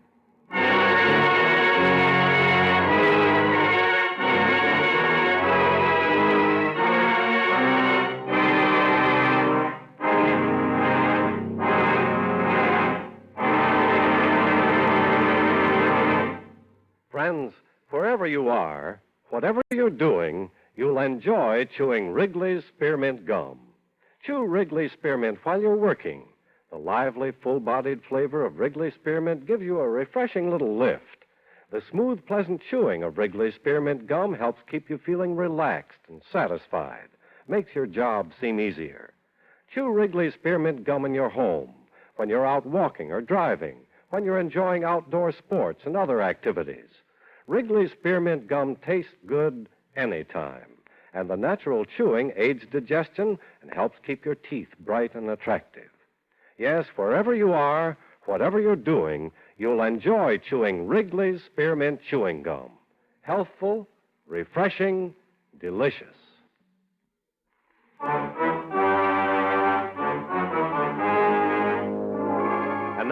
our star, Edmund O'Brien, we bring you the second act of yours truly, Johnny Dollar.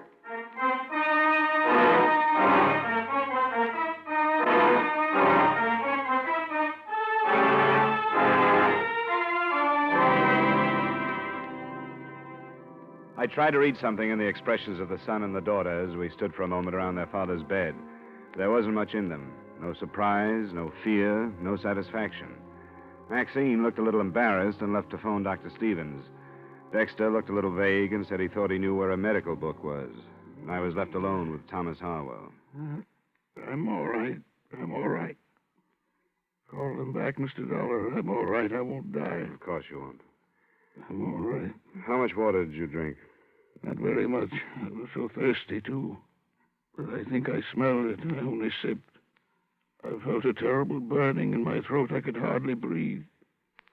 Who would do this to me? I was hoping you could tell me, Mr. Harwell. We won't talk about it now. Dr. Stevens is coming out to have a look at you. I'm glad he's been called. He's my friend. Anything I can do for you in the meantime? No, thank you. I'm going to be all right. I'm not ready to follow Amelia. I'm not ready yet.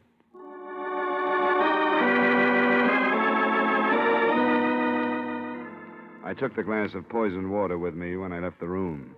I put it on a table in the hallway outside his door and stayed with it until Dr. Stevens arrived. He spent about 15 minutes with Mr. Harwell, and then he joined me. He's all right. Where's the family? I sent him downstairs. Good. You said you had the glass? Yeah, here it is. Smell it. There must be enough poison in this to kill 100 people. He's a very fortunate man. Can you tell if it's the same stuff that killed his wife? I'd say yes. Canadine or some such. What did he say to you?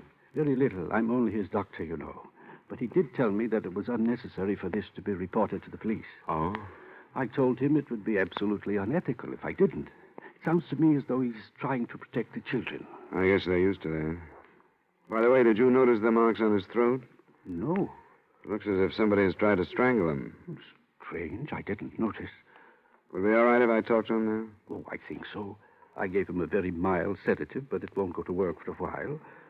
Do you want me to wait? Not unless you think you should. He doesn't need me any longer, and if you'll stay here in case of another attempt... I will. I'll call you if anything develops. Fine. Good night, Mr. Dollar. Good night, Doctor. Yes? How are you feeling, Mr. Harwell? Oh, quite well, thank you. Quite well. I'm glad you came back, Mr. Dollar. I want to talk to you. I'm glad to hear that. I spoke to Dr. Stevens. About not reporting this to the police? Yes. Why must he be so uncooperative? Why don't you want the police to know? Because no matter how serious the purpose was, the results were harmless. I want the subject dropped. Are you afraid of what police investigation might bring out? For the sake of the family reputation, I do not want their meddling. I intend to manage this in my own way. Tomorrow morning, I'm going to discharge all of the servants.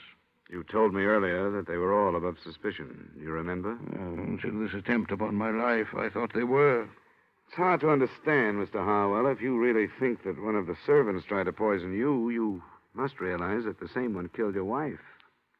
Still, you want the matter dropped. I do. Amelia is gone, and I see no possibility that she will return because I bring about for myself and my family the unpleasantness of police interference. You may believe in your logic, but I'm sorry it won't work. It'll have to be reported. Then, young man, leave this house. I didn't want you here. You will never be allowed under this roof again. All right, Mr. Harwell. Good night.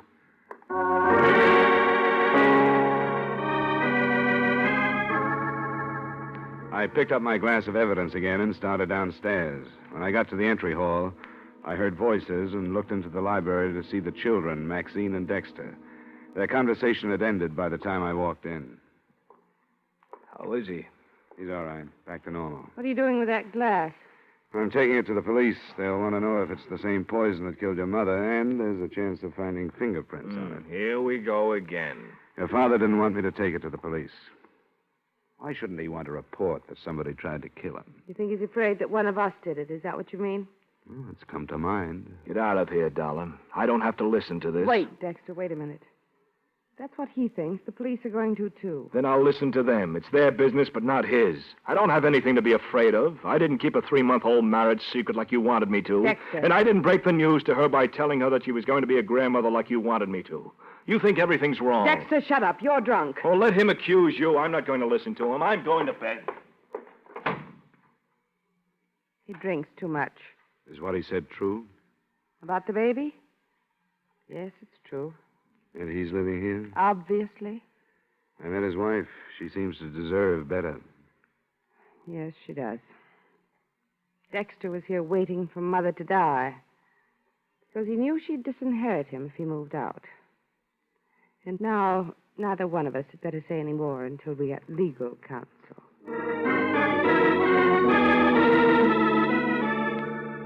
I took the poison to the police and made a statement. Then I went back to my hotel. 2 or 3 phone calls to Gretchen Harwell got no answer, so the next morning I found her at a studio before the day's work began. What are you doing here? I tried to reach you last night and couldn't. What do you want? Somebody tried to poison Mr. Harwell. Oh, he's all right. Yes, I phoned you a number of times last night, but there was no answer. I was out. I stayed with a girlfriend. And you left a few things unsaid the last time we talked. Didn't you? You found out about the baby. Yeah. And you've come to congratulate me. How nice. I've been simply swamped with congratulations. Please, this has to be straightened out, and everything that's held back makes it harder. What does the baby have to do with it? Well, it makes a motive stronger than ever for Dexter. He wouldn't kill his mother. I was told he'd be disinherited if he left the family manse because of the marriage you kept secret. Where did you hear that? Came out last night. He didn't kill his mother. How about trying to kill his father? No. He was trying to help us. The father? Doesn't sound quite right. I know it doesn't, but it's true. Dexter didn't even realize it, but I did, and I tried to explain it to him. Mr. Harwell had never done anything in his life, but he tried to help us. Why? Because when he married her, he must have had a personality. His mother didn't approve of Dexter and me, but I think his father did. You didn't keep it a secret from him? For a little while. Until I insisted that we tell him. And he kept it from Amelia. Do you know why? Because she was the dictator. When she was sick, she was worse. She'd think Dexter had waited until she was helpless before marrying the girl he wanted to. But she found out and was poisoned before she could do anything like dropping Dexter from her will. I don't care. I don't care. I'll even say that Dexter did have reason to kill his mother. But he never would. And not his father. You aren't trying to protect him, are you? Of course I'm not. I don't care how much I love him. I wouldn't want him if he were a murderer.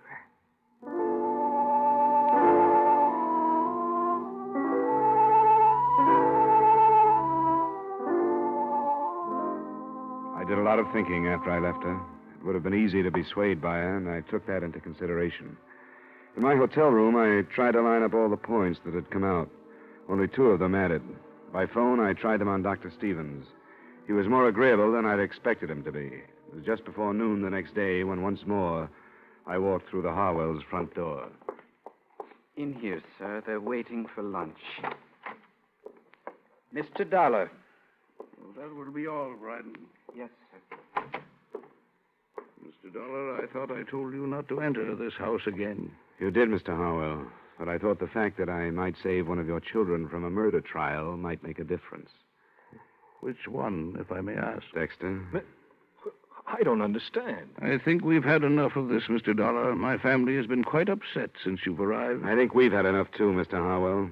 I wonder if I could talk to you in private. Who are you to ask that? No, Dexter, I think I agree with him. Please leave. But, Father, I You feel... too, Maxine. All right, Dad. Come on, Dexter. Sure. See if Dollar can tell him anything worse about me than he knows. Well, Mr. Dollar? You wouldn't like to see Dexter charged with the murder of your wife, would you? Of course I wouldn't. The police are ready to do it. And they've got a good case. You didn't think of that, did you? I beg your pardon? You didn't realize that you might set up a situation that would jeopardize your son. I don't think I understand. I think you do. You killed your wife, didn't you? I? You filled a glass of water last night to throw off suspicion and to get rid of the evidence at the same time. Mr. Dollar. If you didn't, Dexter is going to be brought to trial. I can promise you that. I saw the charges being drawn. They have everything against him, except 2 or 3 things. Oh, what are they? Something that was hidden behind those tall collars of yours. Scratches on your neck. Another thing that came out at the inquest. Bits of flesh under your wife's fingernails. And the fact that your children didn't hear anything the night she died. They all go together. You struggled to keep her quiet, and she scratched you. You're a very observing young man, aren't you? Not necessarily, but certain things add up. Am I right? I could hardly deny it now. Yes. It made such a little difference to Amelia, though I don't imagine the officials take that into consideration. They seldom do. But it made such a great difference in Gretchen's child. I've made many mistakes with my own children through deference to my wife. I'd hoped that I could help my grandchildren through strength. Strength enough to do what I have done. You were helping Dexter, too? No, helping the child through Dexter. I had hoped that Amelia, when she knew that a life was being given while hers was being taken, would be glad and approve, but she didn't. She asked for a lawyer so that she could change her will, and I knew what I had to do. I'm sorry, Mr. Harwell. There are many things to regret, Mr. Dollar, many things. But hastening my wife's death is not among them. Her life was decayed. The life she did not want that I did want. So fresh and new that it doesn't even know what hope or helplessness can be. Forgive me, Amelia. Amelia. Forgive me.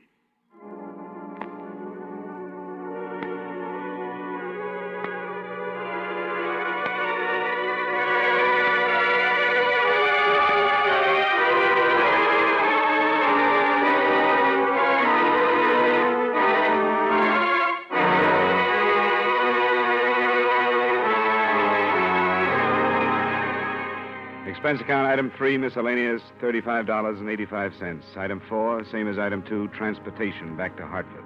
Expense account total, $122.35. Yours truly, Johnny Dollar.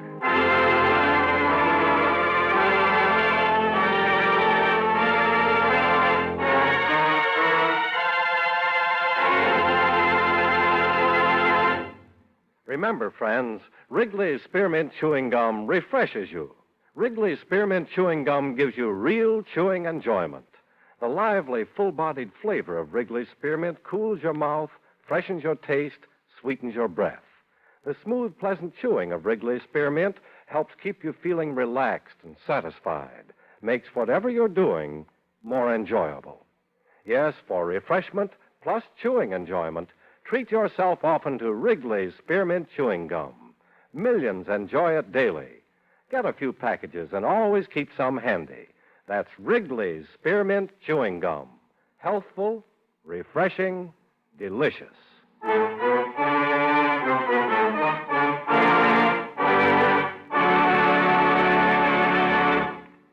Yours truly, Johnny Dollar, brought to you by Wrigley's Spearmint Chewing Gum, stars Edmund O'Brien in the title role and is written by Gil Dowd with music by Eddie Dunstetter. Edmund O'Brien can soon be seen starring in the Paramount Pictures production, The Turning Point. Featured in tonight's cast were Victor Perrin, John McIntyre, Herb Butterfield, Jeanette Nolan, Virginia Gregg, and Peter Leeds. Yours truly, Johnny Dollar, is transcribed in Hollywood by Jaime Del Valle.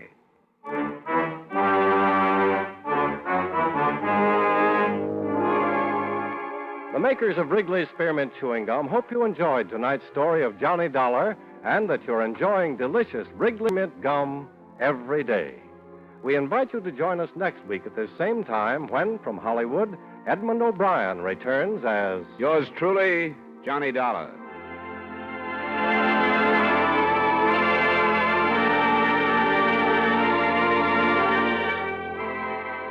This is the CBS Radio Network.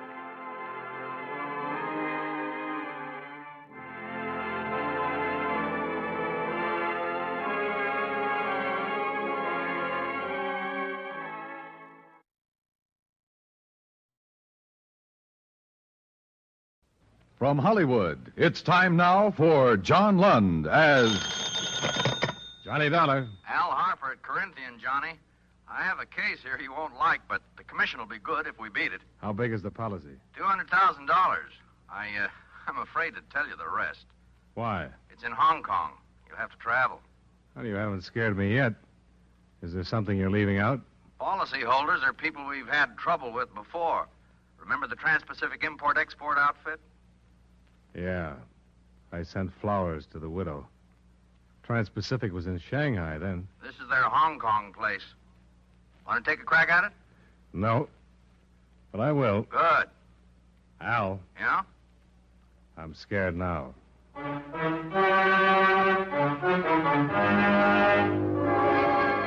Tonight and every weekday night, John Lund in the transcribed adventures of the man with the action-packed expense account, America's fabulous freelance insurance investigator. Yours truly, Johnny Dollar.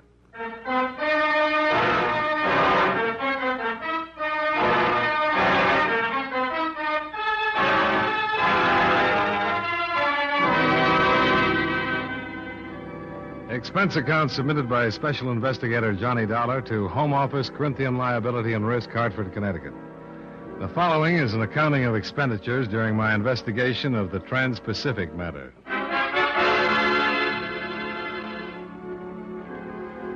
I found Hong Kong to be a city without simplicity, burdened with the tragic complexities of war. To fill the smallest want is a difficult and almost always expensive task. There's a shortage of everything: food, water, help, places to live. Both the island and the city of Kowloon on the mainland burst with thousands of refugees who have moved from the interior. Over the bobbing head of my rickshaw boy, I watched many of them lining the streets, wailing for alms, as we made our way to the offices of the American consulate.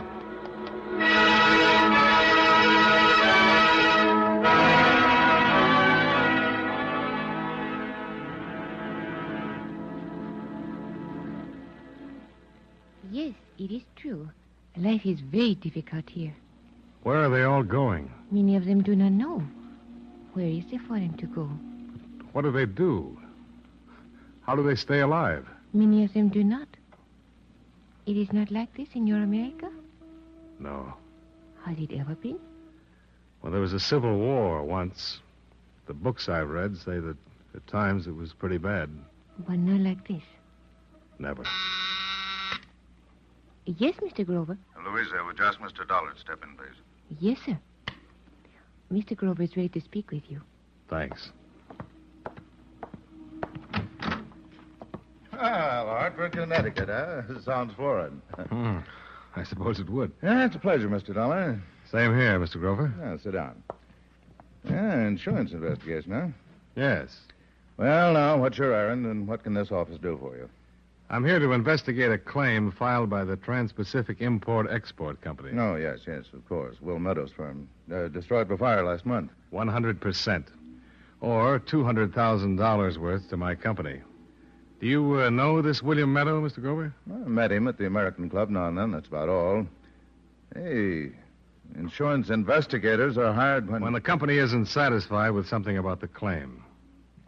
On this one, the fire was blamed on vandalism. Well, vandalism has become quite a popular pastime, across in Kowloon especially. Do you suspect some sort of fraud? Frankly, we do, Mr. Grover. Trans-Pacific once had a branch in Shanghai. Hmm. When the war closed in on them up there, their warehouse burnt to the ground, just like this one here. I see.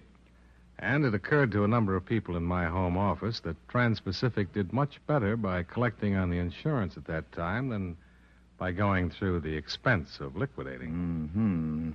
I suppose coincidence won't quite do it, will it? Well, now, how can I help you?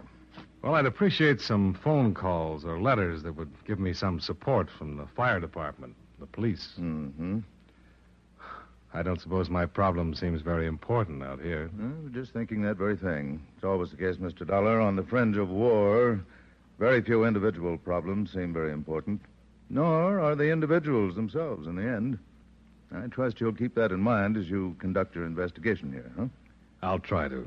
Getting help, even time from the police or fire brigade, is one of those individual problems, but I'll do what I can for you. Well, anything will help, Mr. Grover. I won't take up any more of your time. Hey, elections must have been quite exciting back home, huh? Oh, yes, they were. I miss that part of home very much. Oh, be sure to leave your number with my girl. I'll let you know about the official assistance. Well, I came right here from the airport. I don't have a number yet. Oh, well.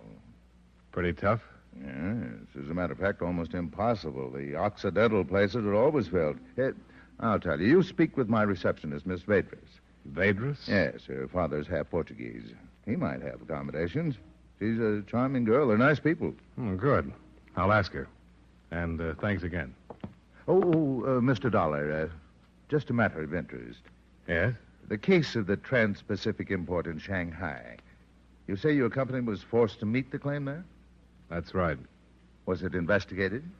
The investigator they sent over was killed before he could build a case. Oh. They blamed his death on war conditions, too. They said he was robbed and knifed by starving refugees. Nobody had time to dig up the truth.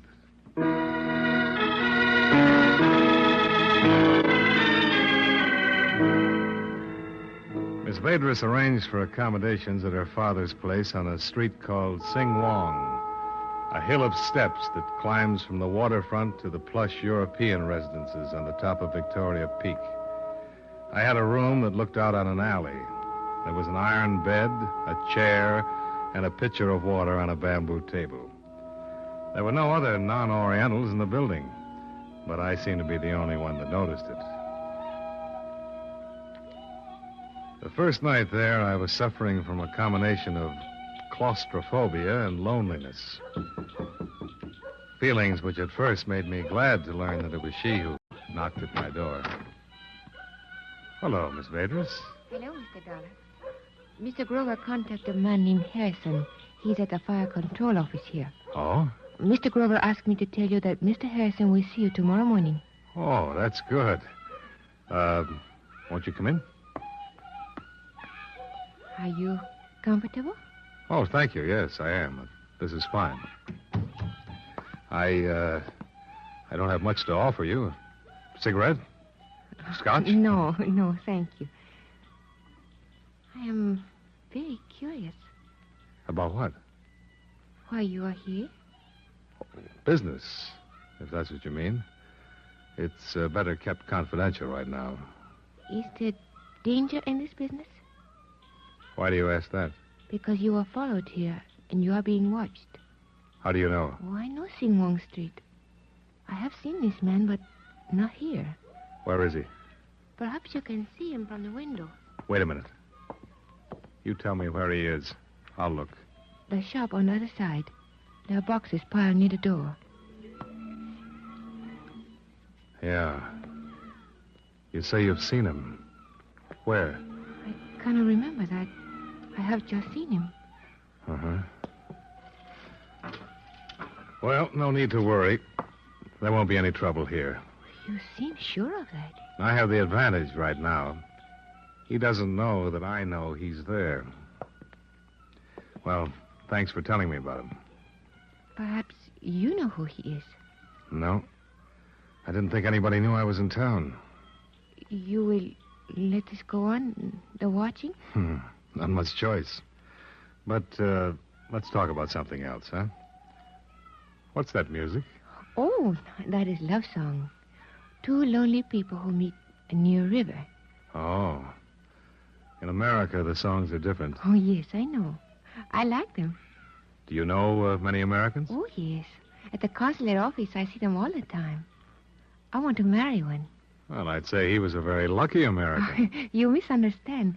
I do not mean there's only one. I want to marry an American who would take me from China. There is no other way. You hate it that much? There's nothing else to do but hate it. There's no good here, always trouble. The Chinese are patient people, but I'm not all Chinese, and I cannot make myself be patient any longer. I want to go to America where people thrive on impatience. You know, I would think from what I've seen of them, the Americans are the most impatient people in the world. They say we kill ourselves that way. Heart and stomach, But still you live longer and better. What about your Portuguese people? Oh, they're gone. You think I'm bad to be this way? Oh, no. No, I didn't say that. I'm not bad. I hope you find you're American, Miss Vadris. You want me to go now? Well, I think you'd better. I'll see you tomorrow. Yes. Good night.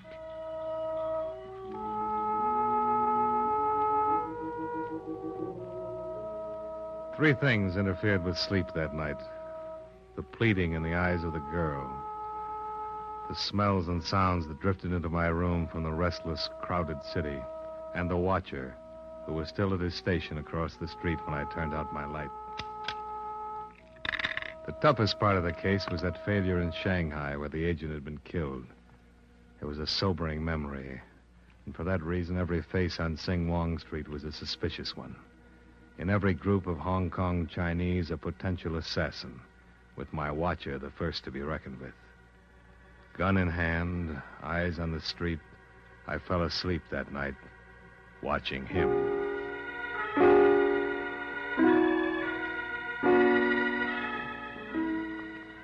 The next morning, there was a different man in his place. I was followed to the office of Harrison, the chief of the fire brigade, who, it developed, couldn't see me after all. So, with the morning on my hands, I decided to talk to William Meadow, the head of Trans-Pacific.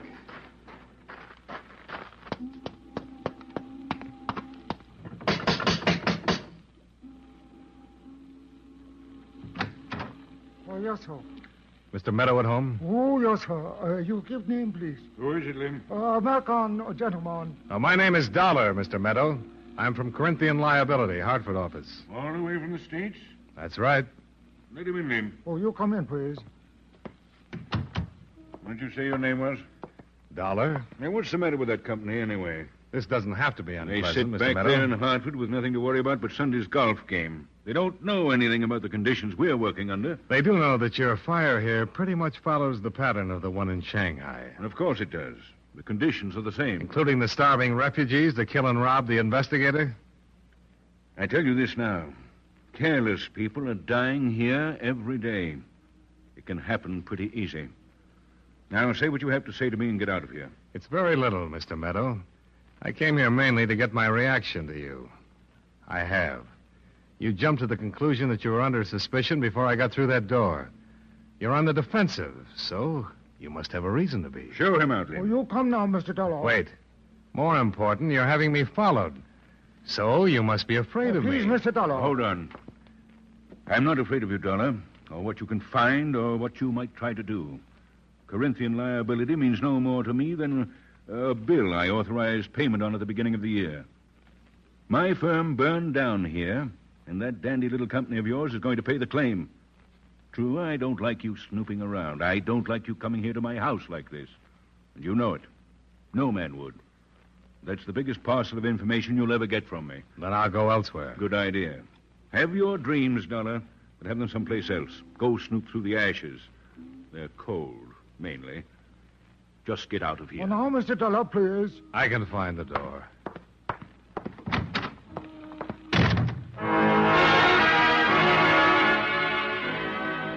Two things came out of that conversation with William Meadow.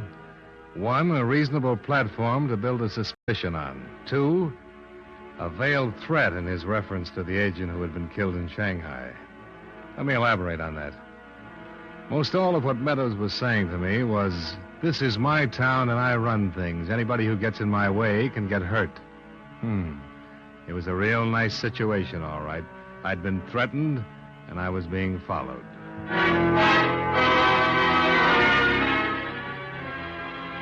Expense account item 2, $7 for scotch.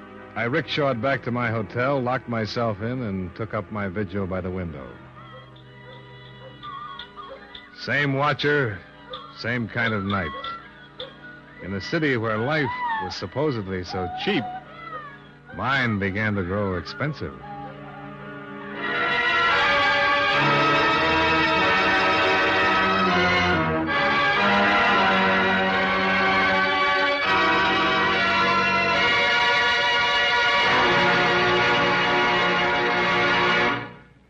Be sure to hear tomorrow's episode of Yours Truly, Johnny Dollar, starring John Lund, who can currently be seen in the Universal International picture just across the street. Yours Truly, Johnny Dollar, is written by E. Jack Newman with music by Eddie Dunstetter and is transcribed in Hollywood by Jaime Del Valle.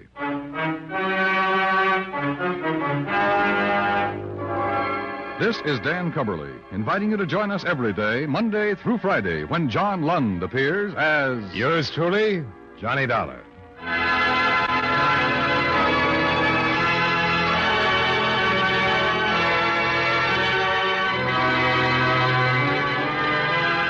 Remember, you meet adventure when you meet Johnny Dollar on the CBS Radio Network.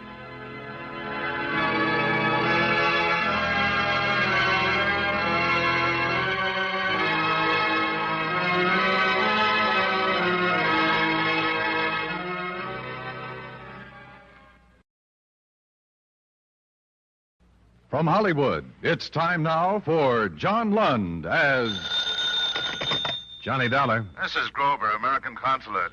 Oh, hi. I'm back in my office. Do you know why? Why? Because Superintendent Clyde of the Hong Kong police telephoned me. He's very upset over your attitude, asked me to speak with you. I told him I did speak to you earlier tonight and warned you to be cautious. I've been cautious, Mr. Grover. I just scalped a two-bit thug that William Meadow had on me. The next one on my list is Meadow himself. What do you think of that? Oh, use your head. Look, Meadow's claim on his warehouse is no good. He hasn't liked me peeking around proving it's no good. Louisa Vedras was killed by him or one of his men because they thought it was me. And something's got to be done about it.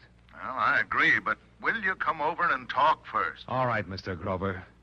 But don't try to stop me.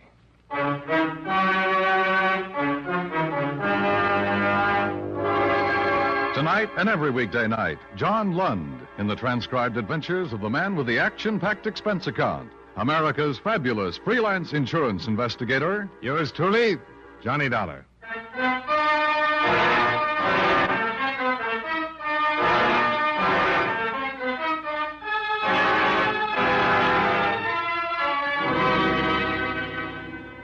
Fifth day in Hong Kong. Expense account submitted by Special Investigator Johnny Dollar to Home Office, Corinthian Liability and Risk, Hartford, Connecticut. The following is an accounting of additional expenditures during my investigation of the Trans-Pacific matter. Expense account item 14, $48 American. Rental on 35 Packard. I got tired of rickshaws.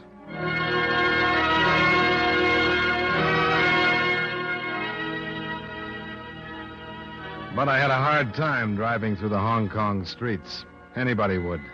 They were still jammed with humanity. Humanity on the verge of panic. Humanity living on the edge of a war. Only thing I could say for that Packard was that the horn worked beautifully, and hardly anybody paid any attention to it. Took me an hour to get to Grover's office.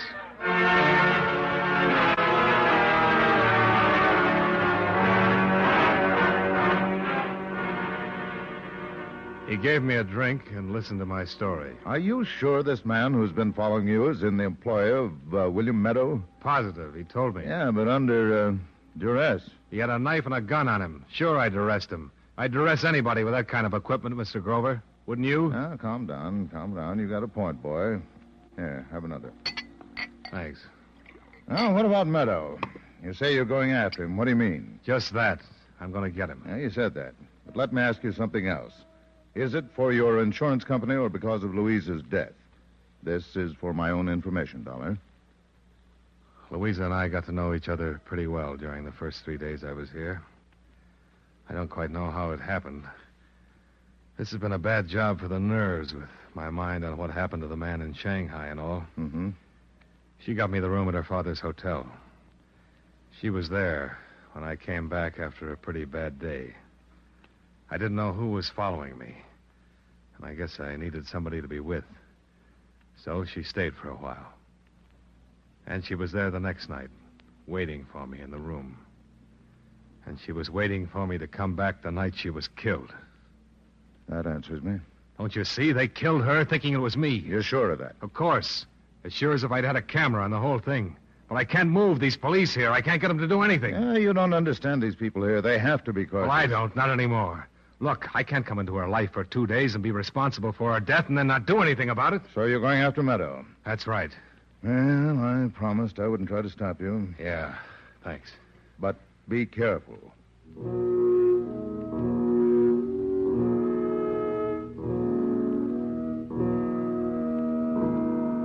I'm glad he didn't say cautious. I had a big hate on for the word when I crawled back into the rented Packard and headed toward the south part of town where Meadow lived.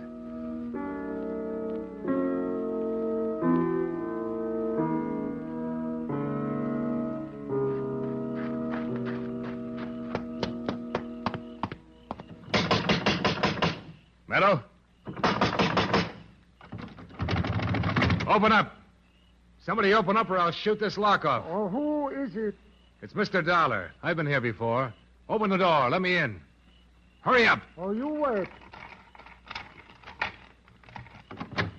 Oh, hello, Mr. Dollar. Mr. Meadow, he not here. You come back next week. Oh, no, please, you wait. Mr. Meadow, he not here, I tell you. Close the door. Oh, Mr. Meadow, he not here. Meadow! Meadow! He not here. You come back. Where is he? Oh, he say he come back next week. You come back then. He see you then. Now you go. Look, I've got to find him. If you know where he is, tell me. Oh, he come back next week. Now, listen. I don't want to hurt you. Do you understand? Oh, do not hurt. But I will hurt plenty if I don't find out where he is. It's important. Now, tell me.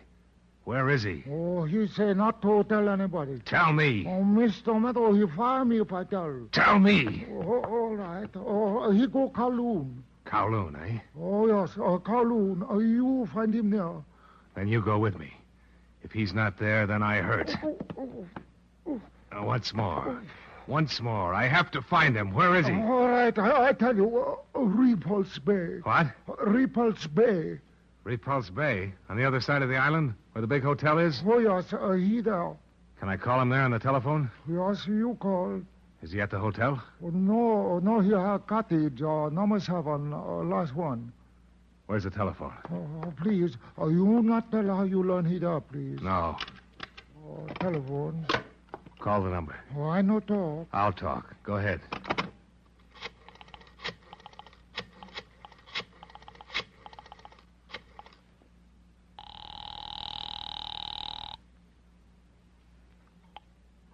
Repulse Bay Hotel? Oh, Mr. Meadow Cottage, please. Okay, give it to me.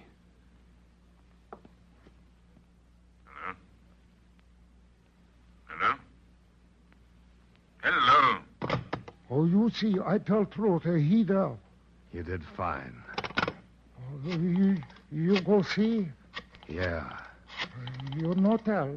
No, I won't tell. But it won't make any difference anymore. Oh, no understand, Mr. Dollar. You will. Hong Kong Police Department. I want to talk to the superintendent. Yes, sir. Hold on. Superintendent Clyde here. Will you believe a confession from William Meadow? Huh? Who is this? Mr. Dollar? Yeah. What is this about a confession? Meadow's going to make one. Oh, now, see here. He's at Repulse Bay, Cottage 7. I'm going there now. If you want that confession, have some men there. Outside in an hour. And quiet till it's finished. I warn you, Dollar. Any illegalities on your part will be answered for. Oh, you go now, Mr. Dollar, huh? Yeah. I go now.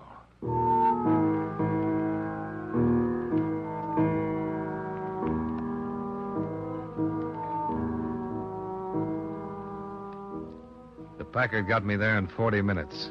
And I was in front of Cottage 7 when the police cars slid in with lights and motors turned off.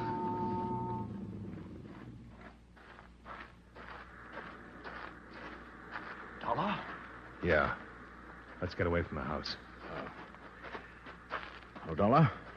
We came here not because of what you said on the phone about getting a confession, but to see to it that nothing happens here that would better be prevented. Thank you. Wait.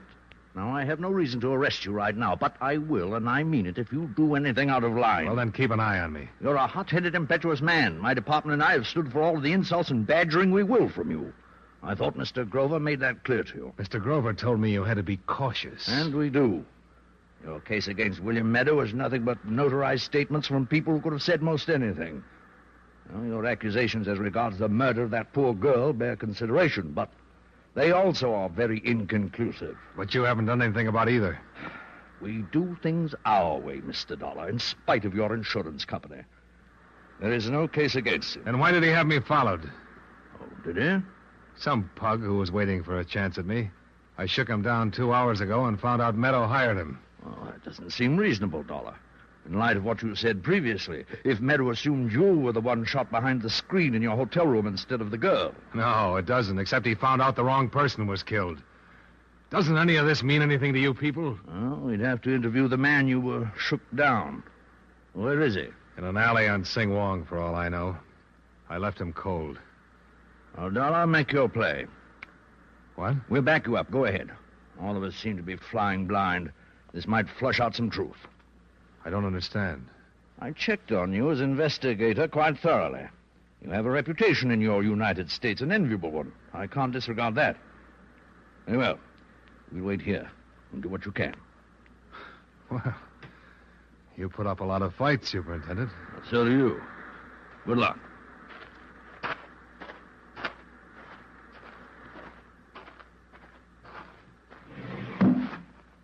Who is it? It's Dollar. Who? Dollar. You know I'm still alive. You know that girl was shot instead of me at the hotel room? I don't know anything. Meadow, I want you to go back to town with me and make a statement to the police. Are you crazy? Oh, no, I'm not crazy. I'm here to clear up 2 things, her murder and that fire. And you know I'm going to do it. Do I? I stopped that man you had following me. His statement will put you in plenty of hot water. Go away. I said I wanted you to come with me. I heard you. Will you come down or shall I come in? Come on in. We'll talk about it. It'll be a pleasure.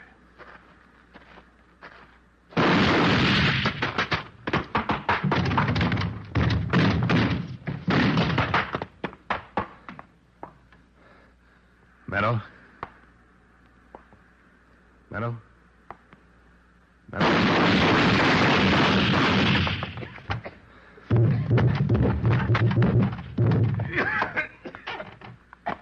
Meadow.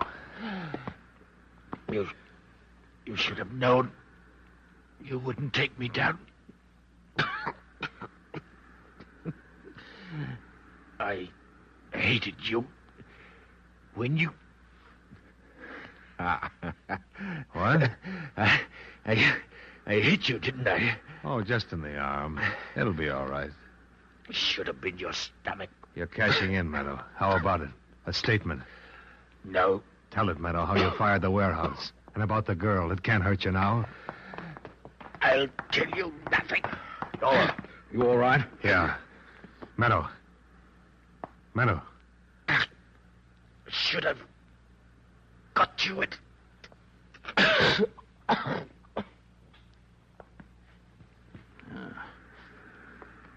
All right, Dollar. You better have that arm taken care of.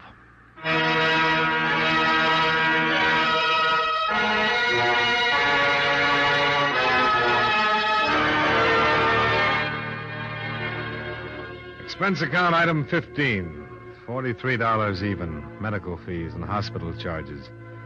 I don't suppose it could be called hewing to the niceties of jurisprudence, since Meadow was dead and he refused before dying to speak or write his confession. But there were 2 police carloads of expert witnesses who took the fact that he had opened fire as an acceptable admission of guilt for the crimes accused. The same thing cleared me legally on the grounds of self-defense. I'd hoped it would clear my mind, but it hasn't. Louisa Vedras is still there. I guess she always will be.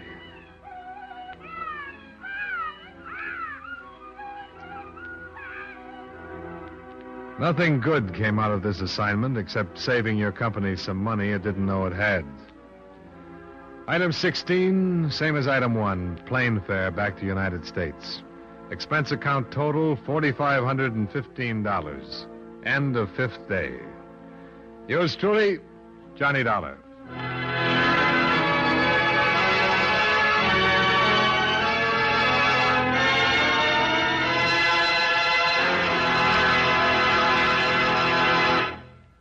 Yours truly, Johnny Dollar, stars John Lund in the title role and was written by E. Jack Newman with music by Eddie Dunstetter. John Lund can currently be seen in the Universal International picture Just Across the Street.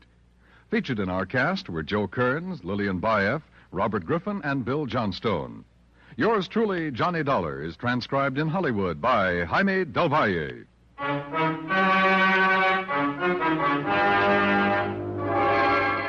This is Dan Cubberly, inviting you to join us next Monday when John Lund appears as... Yours truly, Johnny Dollar.